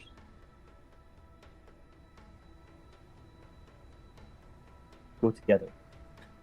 I already had to bury one kid tonight. I don't want to do two. We'll give her a good send-off. And the dog. Thank you, Layla. No problem. And tomorrow, I will find us someone who has drank enough tequila to land themselves on the moon. And we will find a way to get that into you. One just way or the other. Feed a fruit. So I've heard of this invention called the tequila watermelon. I'm wondering if we could do that. Although I meant my fruit, but at this point I'll do whatever. Tomorrow night, let's have tequila fruit. Actually, that's probably not a good idea. You know, just Jesus God, yeah. Not you, God, Lilith. You know, it's a very complicated theology for swearing in. Just say Cain. We all hate him. Yeah, but that's kind of like saying bread or potato. It's kind of mundane. Fair. She just kind of looks over at Caroline with a wink. She knows she's always Caroline listening. Is like... Oh, shut up. I've heard you say Lilith's name in vain. So... multiple times. Yeah. I think, given how long this has been going on, we need to start summing up. I think, given it's 4 hours at this point. Let's go. Oh So, God. there is a bit of a split of what is going on. Some are down burying the honored dead, and some are up here disposing of the others. The 3 men take it upon themselves to deal with the enemy dead. Oh no. Usher away anyone else. Oh no. The enemy dead's coming with me. Every body. Where to? R&D. Casimir's gonna have fun. I want pretty furniture for my conventus and for my room. Wow. And everything else. So the goods elevator is put to great use. Oh yeah. I'm gonna make a point. Sabat furniture. Oh, Sabat furniture. I'm gonna make pretty chandeliers for the wedding. I'm gonna make lanterns and curtains and rugs. You've got enough raw material. So every last so one. If we include the bodies recovered from the second floor and and from Elysium itself, there is what I can only describe as enough raw material to redecorate Conventus, which, bearing in mind, is a city block in size, because there's about 400 bodies. Casimir's gonna have a lot of fun, and so is Anton. We're even gonna bring in the fucking curator. He said he ain't been summoned in a while. So, the furniture supplies are laid in Conventus over the next week. So I'm going to sort of summarize it here. Over the next week, cleanup is undertaken, and furniture repairs and construction can certainly take place. Various funerals, etc., happen, and goodbyes are sadly said. Something that you definitely notice is that the Toreador, that small specific group, Lisa, the 2 hair obsessives, and Garuda. Shaniqua and Jackson? Shaniqua and Jackson. Listen, there's a lot of NPCs out there. I know, right? I memorized a lot of them. Shaniqua Jackson, good for you. I'm struggling. They very much, like, even though your laws kind of say no like skiving off in the tower, they really don't go home. They are struggling with the separation of the events and leaving, but also you see them nightly obsessively learning about the Lilin faith. She's not gonna kick anybody out for the next week or 2. Let them. That was a big event. Yeah. I'm going to summarize on behalf of our sheriff and swords and other things, that they deal with those that tried to get away situation and hunt down.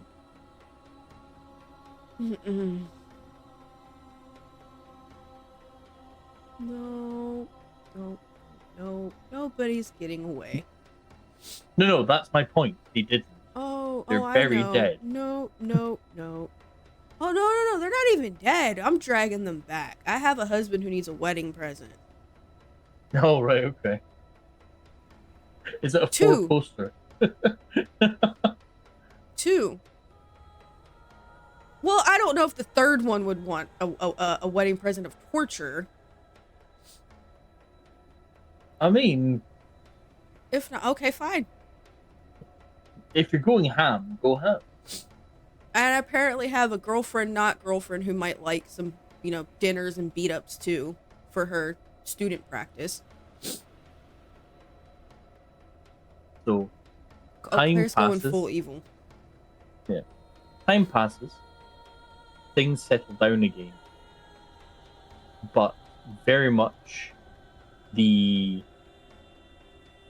appreciation of having a fortress like the Iron Tower has been somewhat satisfied, but then also recognized, like you have pointed out, is that being in one place gets real dangerous.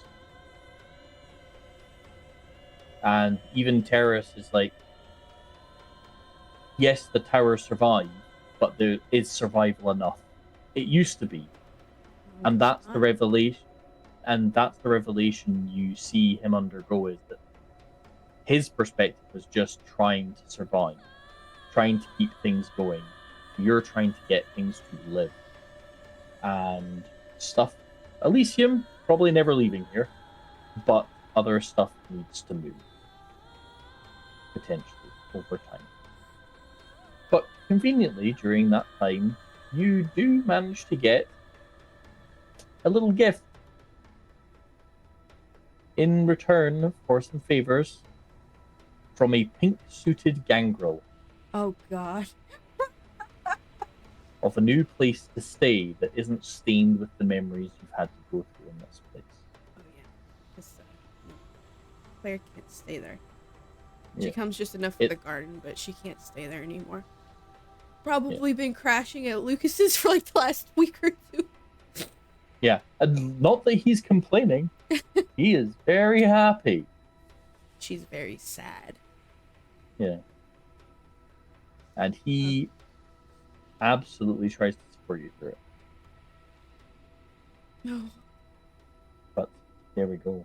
I think we're going to call that to an end just now. Girly pop. Alright, well. So, to our Do your audience, outro. thank you for being with us for this one-person episode.